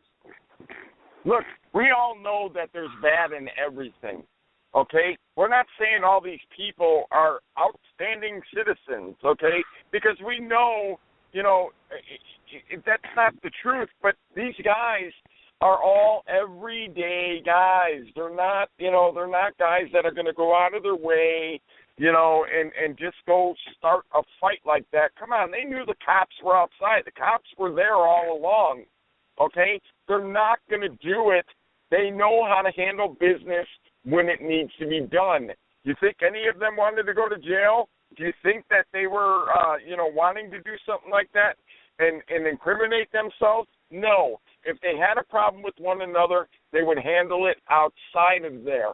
They're not going to do it in a public place like that, and especially when the cops are around. Believe me, they know how to handle business, okay? And one thing that you do know, the big club is a 1% club. okay, they don't play no games. All right, that's a given. Anybody that doesn't know about the MC world, 1%ers do not play games. Okay? All the other clubs that are family clubs or if they're outlaw clubs or whatever, okay, that's a whole different story. But when you come to the 1% club, they don't play any games. Okay? But they do know how to handle business and not get in trouble. They've been doing it for a long time. If they really wanted problems, it would not have happened the way that it happened that day. Okay? Something is very fishy and doesn't smell good, and it's been smelling bad for a couple days now. So Bobby, believe a bunch that. of those, here's what happened, you guys. A bunch of those bikers had their lights on, their headlight on. You got to put the key in the ignition. I have a Harley in my driveway. My headlight will not stay on my bike. Once I turn my bike off, take my key out, and lock my ignition, my light is not on my motorcycle until I put the key back in and I turn it back on. Period. But motorbikes that were in the parking lot had their headlight on. That is an indication that they were leaving. Everything had dispersed, just as you said. The meeting was over. Now they're going to break bread. The other thing, listen, if bikers were going to a meeting and they thought there would be a confrontation, they would not carry clubs on their bikes. They will not carry chains on their bikes. They will not carry padlocks and chains on their bikes to use as a weapon. You never bring a Swiss Army knife to a gunfight. A lot of the weapons they're calling weapons were Swiss Army knives. What the hell is that? Most bikers I know, most men, I carry a knife in my purse. But you know, Becky, you know as well as I do, if the Cossacks were going to try to fight with the big club, with the Banditos, you know as well as I do they would be wiped out. They wouldn't be as dumb to do something like that. Well, they wouldn't do it anyway. I mean, but the media is trying to paint it like that. That's my point. That's my whole point. I mean, you know, they don't have the numbers. You know what I mean? They don't want a problem like that. They would never put themselves in that kind of jeopardy. Do you know what I mean? Doesn't make any sense. Well, I know that Jade Helm is here. I know that they're set up for the big business. I know they targeted that. Listen, these meetings go on all across the country bi-monthly. The MCs get together, the Sergeant of Arms for Transportation, the captains of the clubs, they get together and they do a lot of things for the community. It probably wasn't organized crime to begin with. It was probably something to do with Memorial Day's coming up. In my opinion, knowing them like I know them, it probably had something to do with whatever they were organizing for the Memorial Day weekend. Probably. That's my opinion. I would agree with that. Just like Christmas time. You know a family in need? If they know a family in need, they're probably not in need any longer at Christmas time. Yeah. So there's something awry. They picked Waco for a reason. Everybody knows what they did in Waco. They were more than happy to murder a bunch of children, burn down the Branch Davidian, call them dissidents, and that they had a compound and they were stockpiling ammo and weapons and anarchy against the government, blah, blah, blah. No, they wanted to be a sovereign people in their own community and just live peacefully. That's what they wanted to do. This government is not above the slaughter of people. And they did it on private property. They didn't take over somebody's town or public streets. They did it on private property. And you know what? And all that they were doing, they had their own little church, okay? They had their own little thing going on. They were praising God, and that's really what it boils down to. And you know what? Hey, everybody knows Koresh was a nut, okay? Yeah. But he kept to himself. His people didn't bother anybody. He didn't make any threats to people. You know, there's so many documentaries out right now about the Branch Davidians and stuff. They never bothered anybody, okay? And they showed the videos of what was going on while that whole process, when they were on lockdown inside those buildings. They were going to school. He was teaching them. They were taking classes. They were reading the Bible and so on and so forth. They were scared. People came from all around the country and some people from other countries to learn from David Koresh. Did you know that? Well, we've got the Ohio State incident where the government opened fire on students, murdering them, and nobody was held accountable for it. We've got this incident in Waco. We had the Koresh incident in Waco. We've had several incidents. Listen, all the way back to the cavalry. The cavalry went in. I'm a quarter American Indian. The cavalry went in and murdered my people, children, in a schoolhouse. 200 and some odd children were slaughtered by our military at the time. Our American cavalry went in. The U.S. cavalry went in to this FEMA area they call reservation, and they went in and just started slaughtering women and children. This government, for many centuries, has taken the privilege to murder people just because they can, not just in our country, but all over the world. So if you guys think that are listening that this thing out of here in Waco was because there's a bunch of badass thugs and gang members that ride motorcycles and wear beards, was because they had to shut them down, you're sadly mistaken. Something is very, very wrong with what happened. And when you look at the mugshots of 172 people who have been incarcerated under $1 million bond, and you got the likes of that piece of shit, I'm sorry, I'm going to say it, Al Sharpton, who's not only a tax evader, but he organizes these criminal activities that happen during these protests because the poor blacks are being mistreated and they're being targeted when more whites are taken, their lives are taken by police officers every year than blacks could even imagine. The blacks are killing each other. And I love my black brothers and sisters, but I'm just going to tell the truth right here. Listen, enough is enough. You got Al Sharpton walking free, and I've got brothers and sisters up here with $1 million bond that aren't guilty of a damn thing. Another question, too, Becky. Out of all those pictures that you looked at, those mug shots, there might have been a couple guys with their hair messed up. But how many of those guys looked like they had been in a fight and beaten up? None of them. And nobody. That's right. And the one part of the film that was visible was that most of these people that they did show, they were sitting around casually. They weren't restrained. They were just kind of sitting together, obviously frazzled over what had happened, but, glad that whatever shooting was going on wasn't going on anymore. But like I said, the disclosure from that film that we haven't seen, that we may never, ever see, is that most of these guys were helping each other and getting other people down, even at the risk of putting themselves in harm's way to help people get down, and that they crawled on all fours or their bellies to get back into the Twin Peaks because of the shooting that was going on outside. Most of the pictures that I saw was the same thing, Bill.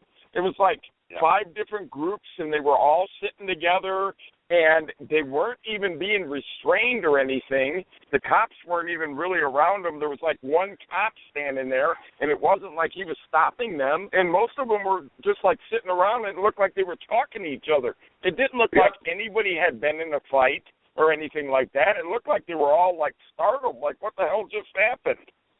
Exactly. And now they sit. They're facing capital murder charges. Listen, honest to God, we should have shut Waco down already. There should have already been 1 million people converge on the city of Waco and demanded the release of those individuals that are being held illegally for no crime. They committed no crime, and they have trumped up charges on them to that degree. Why the hell are we as patriots sitting here? And I'm not inciting violence. I'm saying go in numbers and demand. Well, I think that we'll be able to clear this up, but I think we need to be careful right now of misdirection also. It started to come up in your guys' Jade Helm conversation, and I was pressing my phone away to get it to do something, but I couldn't get in to raise my hand. But if you guys, it started to come up where he was talking about even the Jade Helm being a misdirection, and then things ended up concentrating a little bit more towards the border with something else could be occurring and happen. And if you remember, the three of us had talked on one of your shows back in early or middle March, and when those maps were showing up, and we talked about, the best way to read this map is to look at where they're not showing that they're going to be operating, that there will be trouble in other areas. Yeah. And I really suspect that that's something that we need to be more careful of. And the other thing that I wanted to interject during that whole thing is that with all the operations that are going to be going on, we're going to have a large number of embedded people. What? Yeah, what the hell was that? I heard somebody laughing. We're going to have a... It's something Micah said to me. I'm apologizing. No, that's good. We need to be vigilant. You're correct, and we need to have our eyes open. But I'll tell you right now, they've got us painted as hostile. They did this. They pulled this crap. They set that up. Why were mercs there? Why did they have mercs out there surveying with the other agencies, with DPS, with the Texas Rangers, with the Waco Police Department? Really? Seriously? Well, what? They had questions, there were all these questions with all of these posts, and there's 1,000 posts about the situation that happened there already. And, people were, they question as to, well, were there snipers there? Well, if there's SWAT there are snipers. That is part of what makes SWAT what it is. That's just the way, you don't have a SWAT deployment without that number of snipers that are part of the team. That's just the way it is. You know what it is? Obviously there were snipers there if SWAT was there, and SWAT was there. Texas isn't a deep enough color red yet. With them supposedly being the biggest threat or whatever, and they got the state colored red, it's not a deep enough color red yet. So they want to do crazy things like that false flag, motorcycle incident from the other day, so they can maybe try to impose some kind of martial law, or maybe try to take people's guns, and how the thin hat works. I got to tell you guys in Texas. Yeah, I got to tell you guys in Texas, though, we already saw what's happening to Texas happen here in California a few decades ago. And when the economy becomes as big as it is and as important as it is, as big a feeder as it is, they're going to put the greatest amount of resources into the conversion. It happened to California because at one point California was responsible for a majority of the entire nation's economy. Well, you're seeing that happening in Texas, and they're going to put the resources in. And where's the first place that they did that, Becky, in your state, is into Austin, into the capital. And they started going blue in those areas first. So they're going to put a lot of effort into subverting the conservative red state. And you're going to have to tolerate or counter all of the corruption that's caused between dissidents of the people, of the liberal insertion on the generally conservative state. California at one time was one of those, people used to think we were all crazy, but we were just really frickin' independent. Really, really free. We went from the freest place. Well, that's the thing a lot of people would think. But we went from one of the freest places to one of the most ridiculous absurdities that you can imagine as a state, as a government goes. It's bizarro. But we have a lot of conservative people.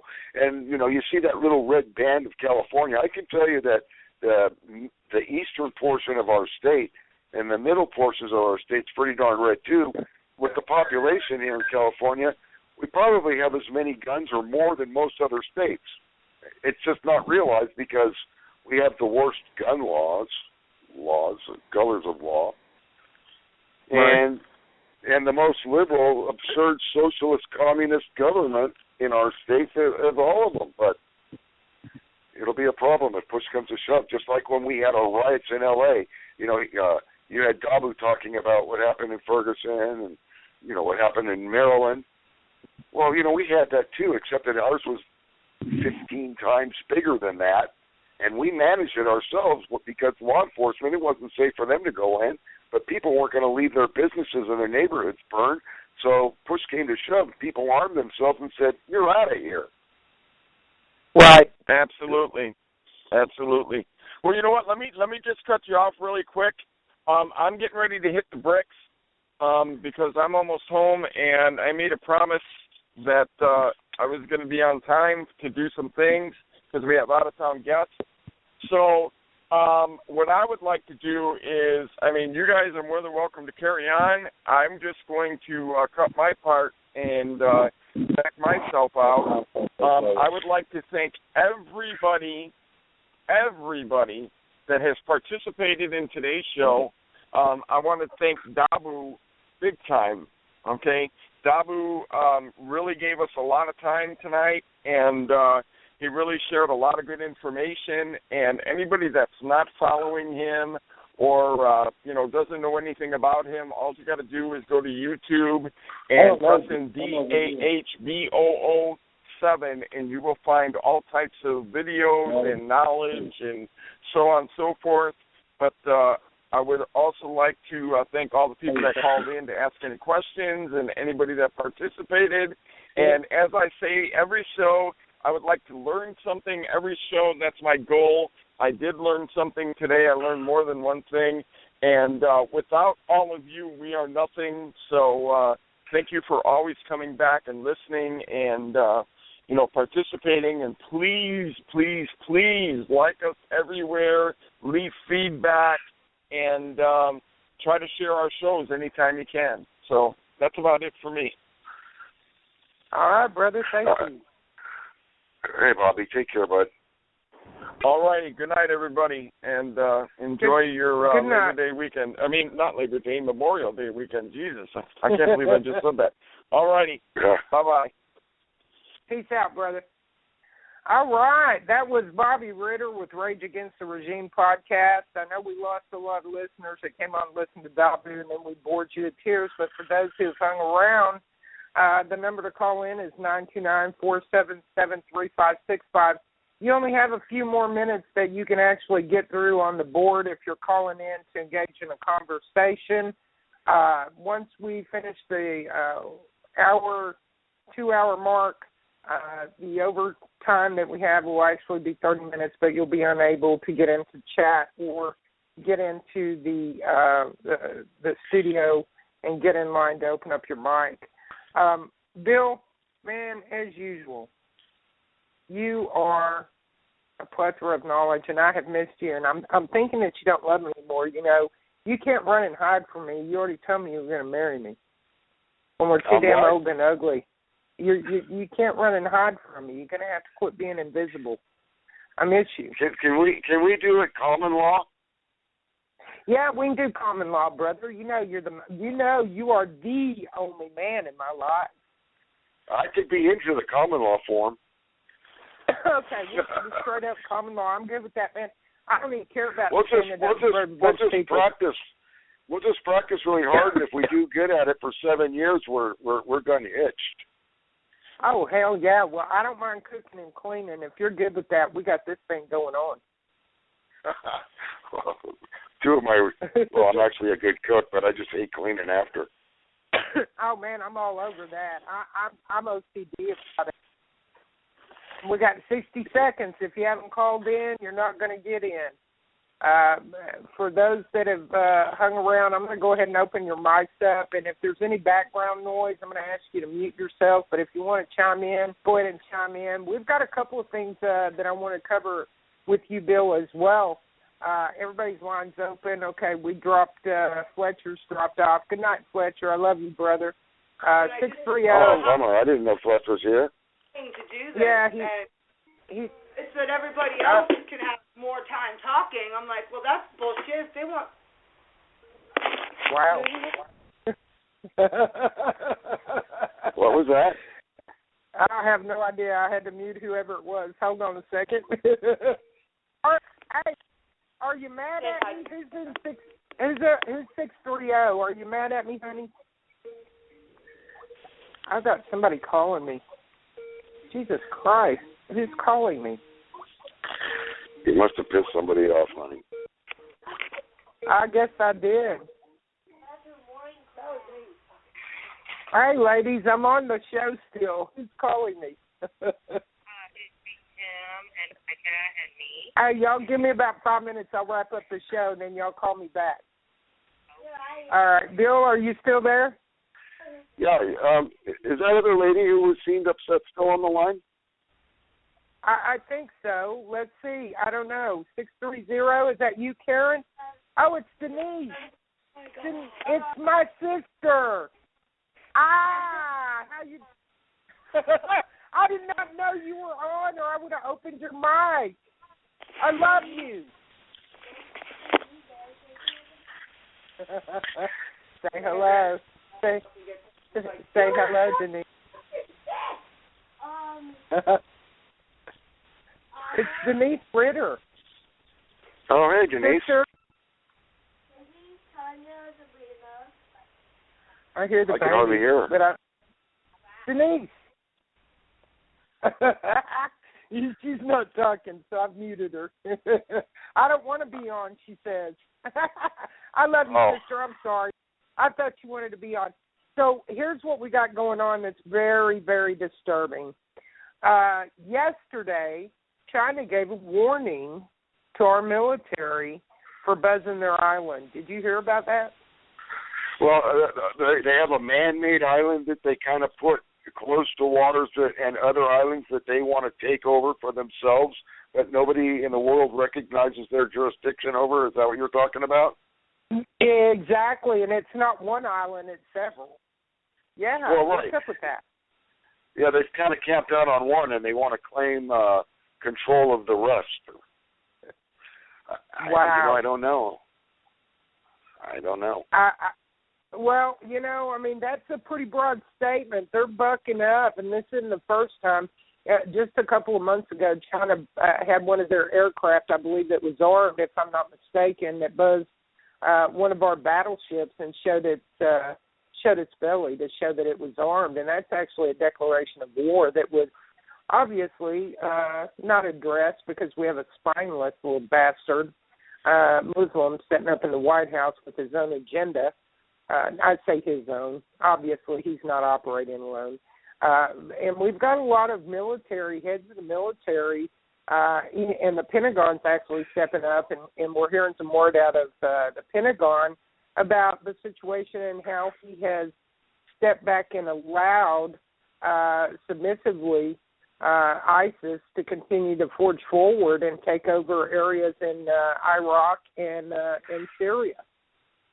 Well, did you see, and I had a kind of conversation with, and I won't name names unless they, well, right now I won't. I will later, I'm sure, but I'll tell them first. But, I was having a conversation with somebody who's close to General Vallely, and I was disturbed and was asking further into, because we already know that with Benghazi, first we had the problem with Gaddafi in Libya where he was finally willing to step down. Hillary wouldn't accept that. She wanted the disaster to occur. It did. They were shipping arms from Libya in Benghazi to Syria. Yeah. So she was doing a Fast and Furious that was 1,000 times the scale of what Holder did, which is bad enough. But the point, to carry it further, is that all of these areas, we did those mistaken airdrops where we parachuted in thousands and thousands of pounds of weapons and ammunition and food and shelter and other things to the enemy by mistake, of course, more than once. And then these other arms caches, well, they finally go back into Ramadi, and they walked in easily and gracefully with hardly a fight.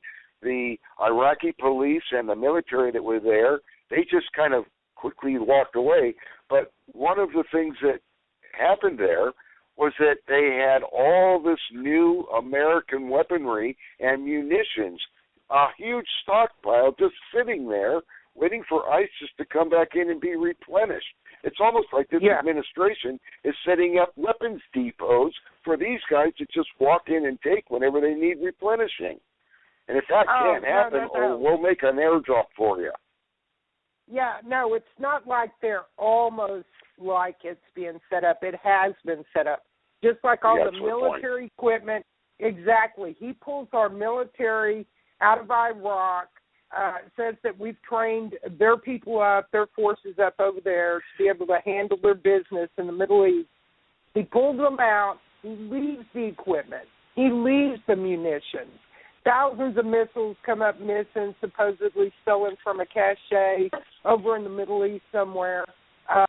Then you have the arms being moved from Libya and Benghazi to Syria. This is pre-ISIS, and that's because they had already been training ISIS.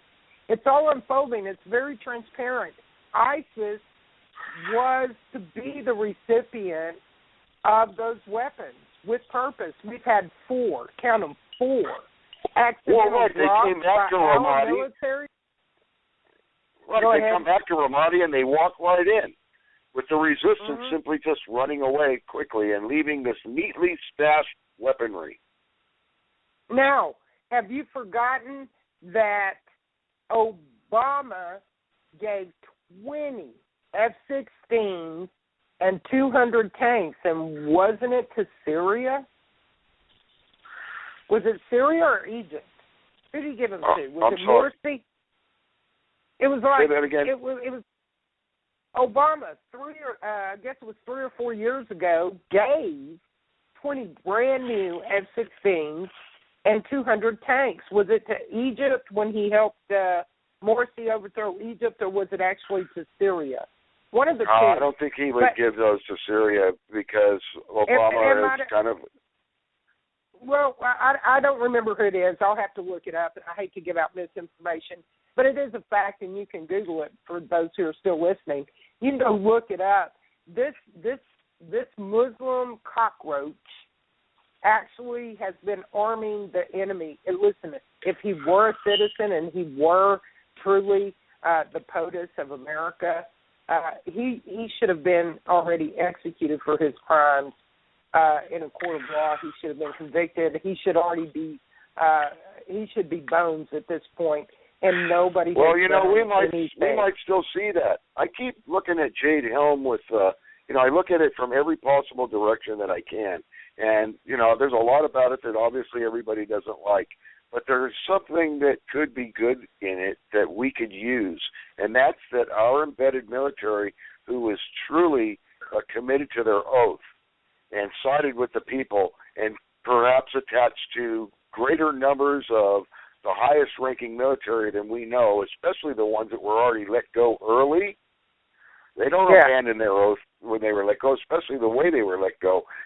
That this is an opportunity, perhaps, to not only get these people in the administration who've committed this great treason, but also to take out the players that have come in and that are willing to participate and do their dirty work on us. Now, I've heard some people say, well, they fear for the legitimate military that would be involved in this because then these other people will turn on them and then just shoot them down. But they made it sound like our legitimate military would be these hapless victims that wouldn't be able to fight for themselves. It would be more difficult for them to do so without us being on guard and aware of the opportunity it does occur. If there's any foreign troops or UN troops, that's already a problem. The good of our military will step in right away anyway. They have to. I pray to God. I pray to God you're right. It could be the arrogant opportunity that we could use to seize our country back. But if people turn on every uniformed individual involved and not show the good American, powerful, strong, and willing to stand up for ourselves, sure that we are, it'll be too risky or more risky for these good soldiers of ours and these good leaders of ours to bring us into the fold or to fall back with us having their six, so to speak, to take the risk to stop the rest of it. Right. Well, so we have to be we can smart only somehow. pray. We can only pray that that's correct. But I will tell you this, brother.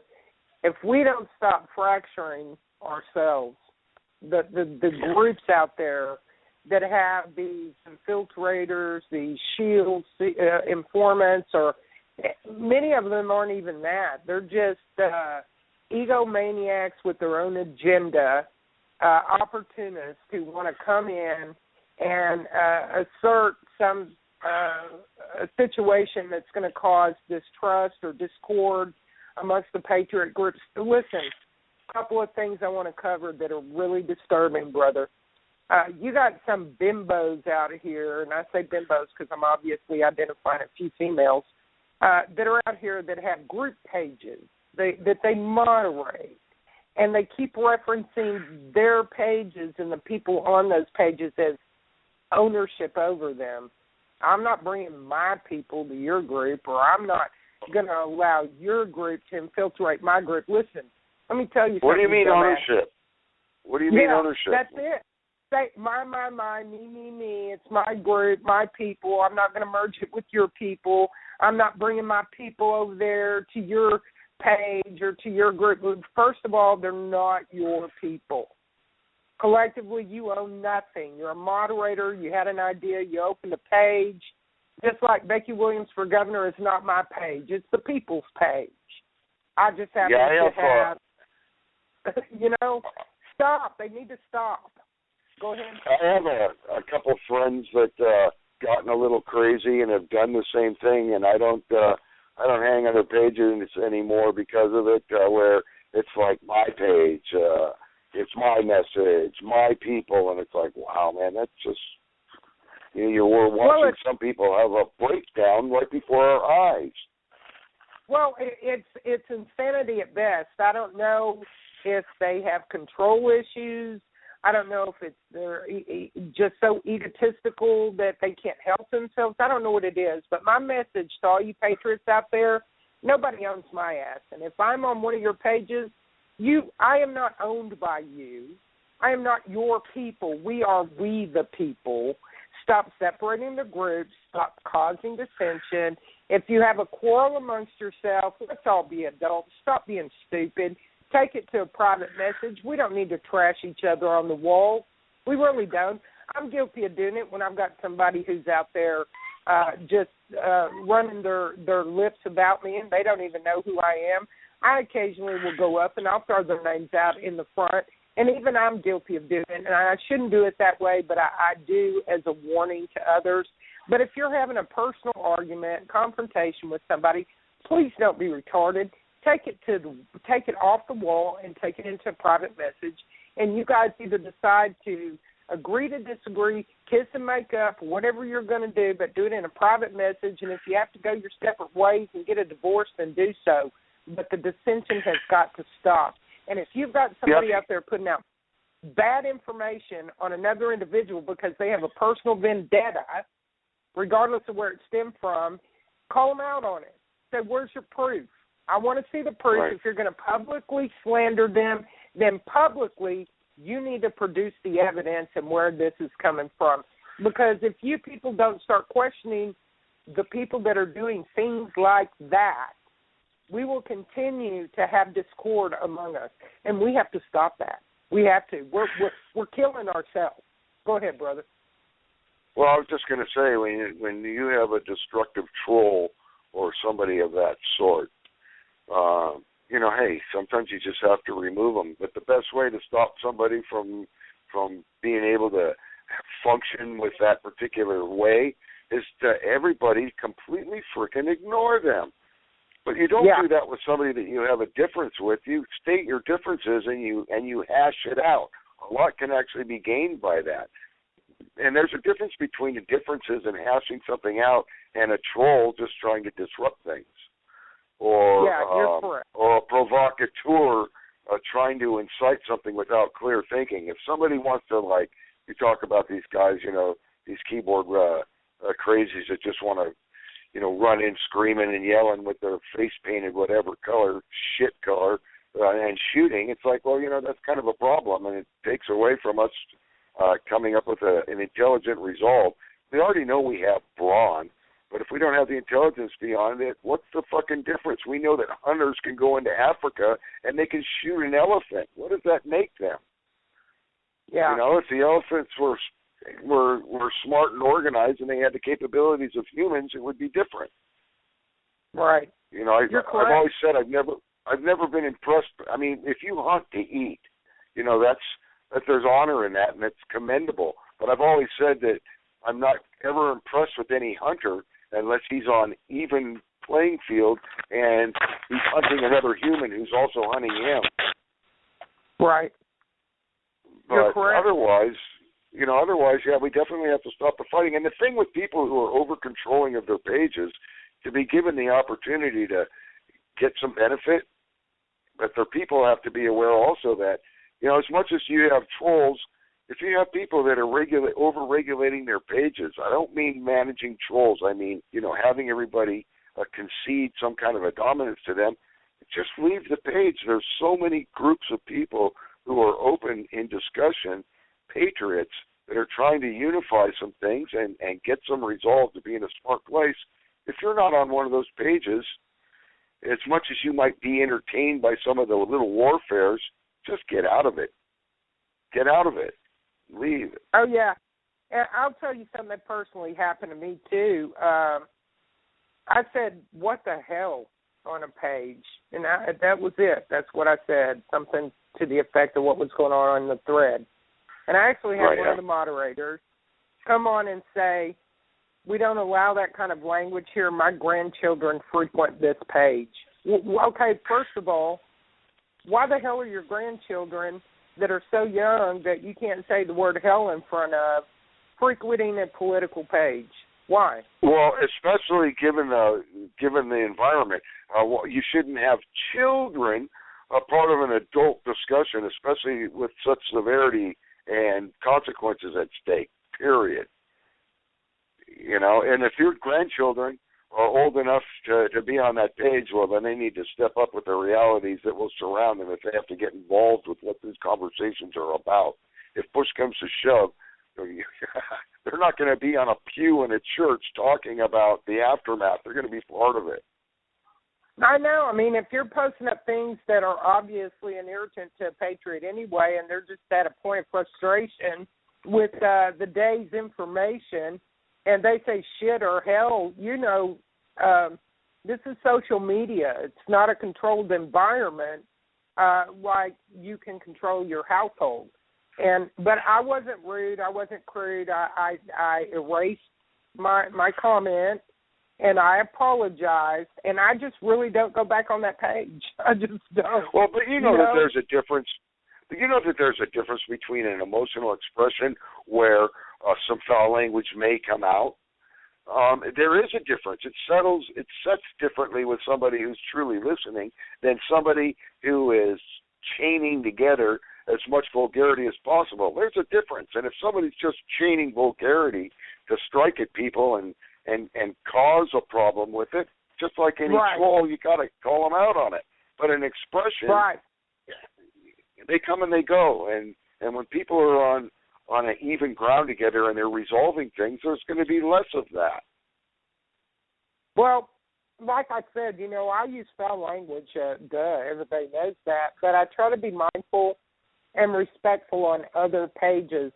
But I did say, what the hell? And when I did, I was chastised for it. First of all, I'm a grown-ass woman. Second of all, I don't mind leaving your page or your group. But whoever said hell is a curse word anyhow. That's like saying, what the Panama? What the Hawaiian Islands? What Puerto Rico? It's a place, okay? Yeah. But, they were offended by it, and their whole argument was, and it was brief because I didn't argue, their whole point was, my grandchildren come on this site. And I'm thinking, you know what? I've got 5 grandbabies, and they don't get on the computer on my political site, period. don't. They're not invited. I don't take them there. They don't know where I'm at on the internet. It's not for little kids. This is a big people world. It's adult content. Big battle. Yes, it's a big battle. It's that adult we're fighting. content. Yes, it's an adult conversation. I mean, if you want to have them at your meetings and that, well, that's your business. But on an open media, social networking site, you know, I was more than offended that he's going to come on and tell me I need to curb what I'm saying because his grandbabies might see it. It's my opinion, sir, that if your grandbabies are that young, they need to not be on this site. Right. You know, but I left it. I didn't argue. I was polite. I know when to use decorum, and I can be articulate without using expletives to get my point across, and I can shred you to death without using one curse word, you know, if I need to. I just, you know, I am who I am. I do what I do. I did an apology show, Bill, the other day on Spreaker. Honest to God. I did an apology for language show because people want me to run for government, and they're starting to tell me, okay, Becky, you've drawn the audience in. Now it's time for you to tone it down because if we're going to push you for the next election in Texas, if we actually make it that far, we need to kind of bring your, you know, persona back to a level that's acceptable for all the people. And I was like, okay, whatever. So it also kind of displays that you have like this reasonable settlement within yourself where the emotional part isn't controlling your language and the intellectual part. Exactly. So they need to know that, okay, I'm going to be sensitive to all people. I'm not just some off-the-handle person that can't separate my emotion from common sense or what have you. But I do it, and we release it, and everybody listens to it that got a hold of it, and we get these kind of comments. What the hell are you apologizing for? Don't apologize. Don't you bend to those people, blah, blah, blah. That was like, dang.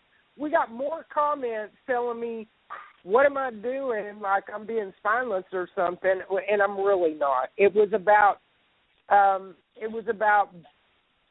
more about apologizing to those that I had offended and letting them know that exactly what we just discussed, that I'm not some lunatic, you know. Given what I know of you, I suspect that the apology came from you sitting with yourself deciding, wow, you know, I didn't really mean to say what I said the way I said it, and I went farther than I'm comfortable with, and then I didn't express myself the way I intended, and that would draw an apology from you. But if you truly, the only way to express your state and what important that you needed to say, and language came with it, you wouldn't likely apologize regardless if somebody was offended. You're correct, because I am anything but spineless, and I'm not going to conform just for someone else. But I was a little bit harsh on the actual show that had a great message in it and a lot of great content, but I was so angry, which is what prompted me to do the show on Saturday, that I used the F-bomb. It actually flew out of my mouth before I even knew it was going to happen. I was furious that a Democratic congressman who is a Muslim was invited to speak at a conference being held in Chicago by two known terrorists, one who had been indicted out of the UK and brought back to America on a warrant. And they're free and they're preaching jihad in America, and our government was allowing it, and this pig is in our Congress. He's a Democrat. He's not from my state, but he is in the Congress in Washington. And I was livid. I was really seriously angry when I did that show. I was so mad. Yeah, I understand, and for good reason. I mean, we're seeing something that has already proven dangerous in the world, and we're enabling it here. That is outright, well, it's criminal. It's not just stupid, or you can't say that it is stupid. You have to say it's purposeful. Yeah, you got Mokart, who is a known terrorist, who has websites and is operating, funding terrorism, the Taliban and Al-Qaeda, and he's roaming free in America.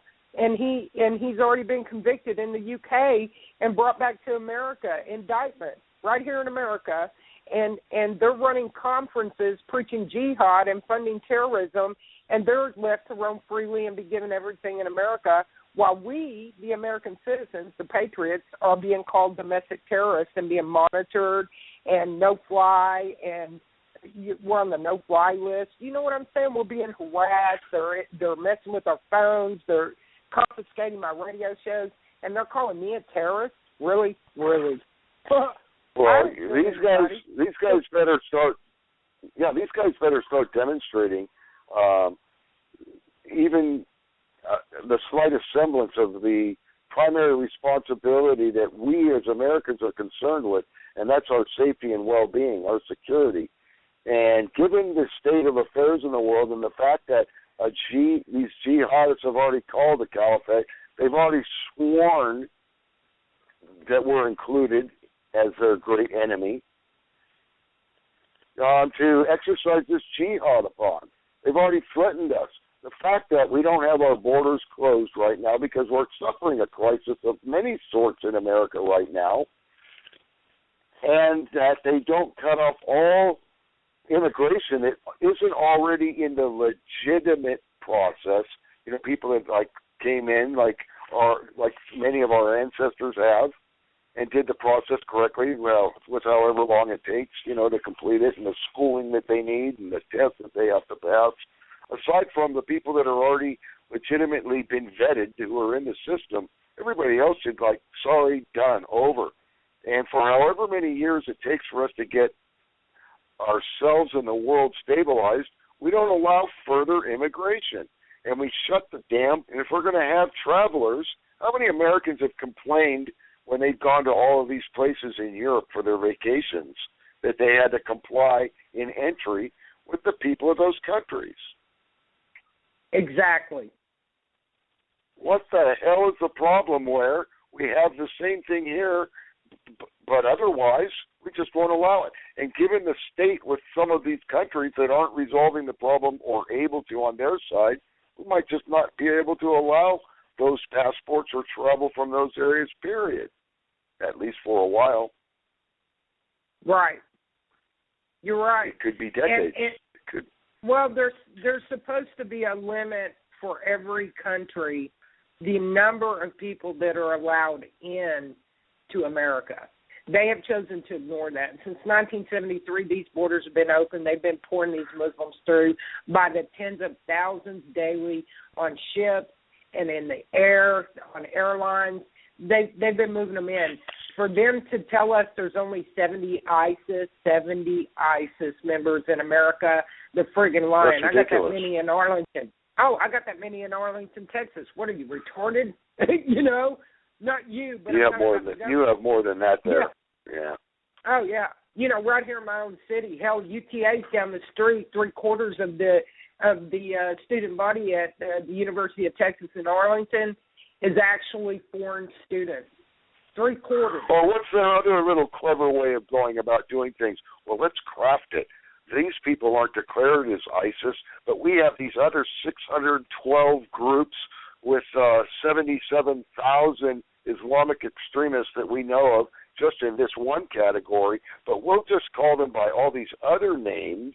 We won't call them ISIS, so we just won't mention them at all right now.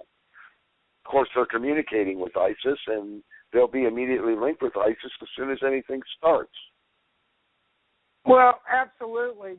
Bill, we're about to run out of my 30-minute overage, and I want to thank you so much for helping me on the show today and coming in and finishing it up with me. But we're gonna do the recap tomorrow at 4:00, same time, same bat time, same bat channel.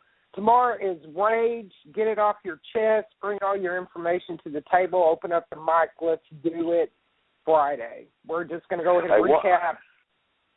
Go ahead. Yeah, I won't be around. I'm sorry.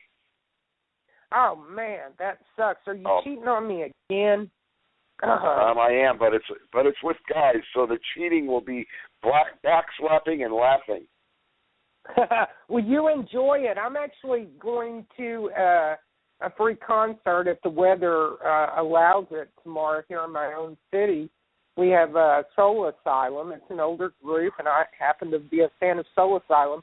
They're going to be here downtown in the square for a free concert, so I'm going to try to get down to that tomorrow night after the show and just enjoy life for a minute. I forgot about your weather. Can I say something before we hang up? I mean, sure. In California, we don't see what you guys are getting. I'm so sorry for all you folks who've been getting ravaged by this weather. I hope that God will bless you and your families, and that you guys aren't seeing harm from this, and that you're able to help each other get through this. And I hope it eases up for you all quickly. God bless you, brother. I appreciate it. Thank you to all the listeners out there. I'm nothing without you. Bring your friends to the table tomorrow. We're going to sit down and hash it out. We do a rated R version on Friday. No holds barred. There's no bell curve. We just get down to business. I'll open up your mic and let you be the radio star for a moment. Again, until 4 o'clock tomorrow, this is Becky Williams with Rage Against the Regime signing off. Love you, brother. Good night, sir. Thank you for listening to Rage Against the Regime Radio. Don't be a stranger. Please like our Facebook page and follow us on Twitter at RATR Podcast. And feel free to leave some feedback whenever you listen to us. You can also email us at rageagainsttheregimepodcast@gmail.com.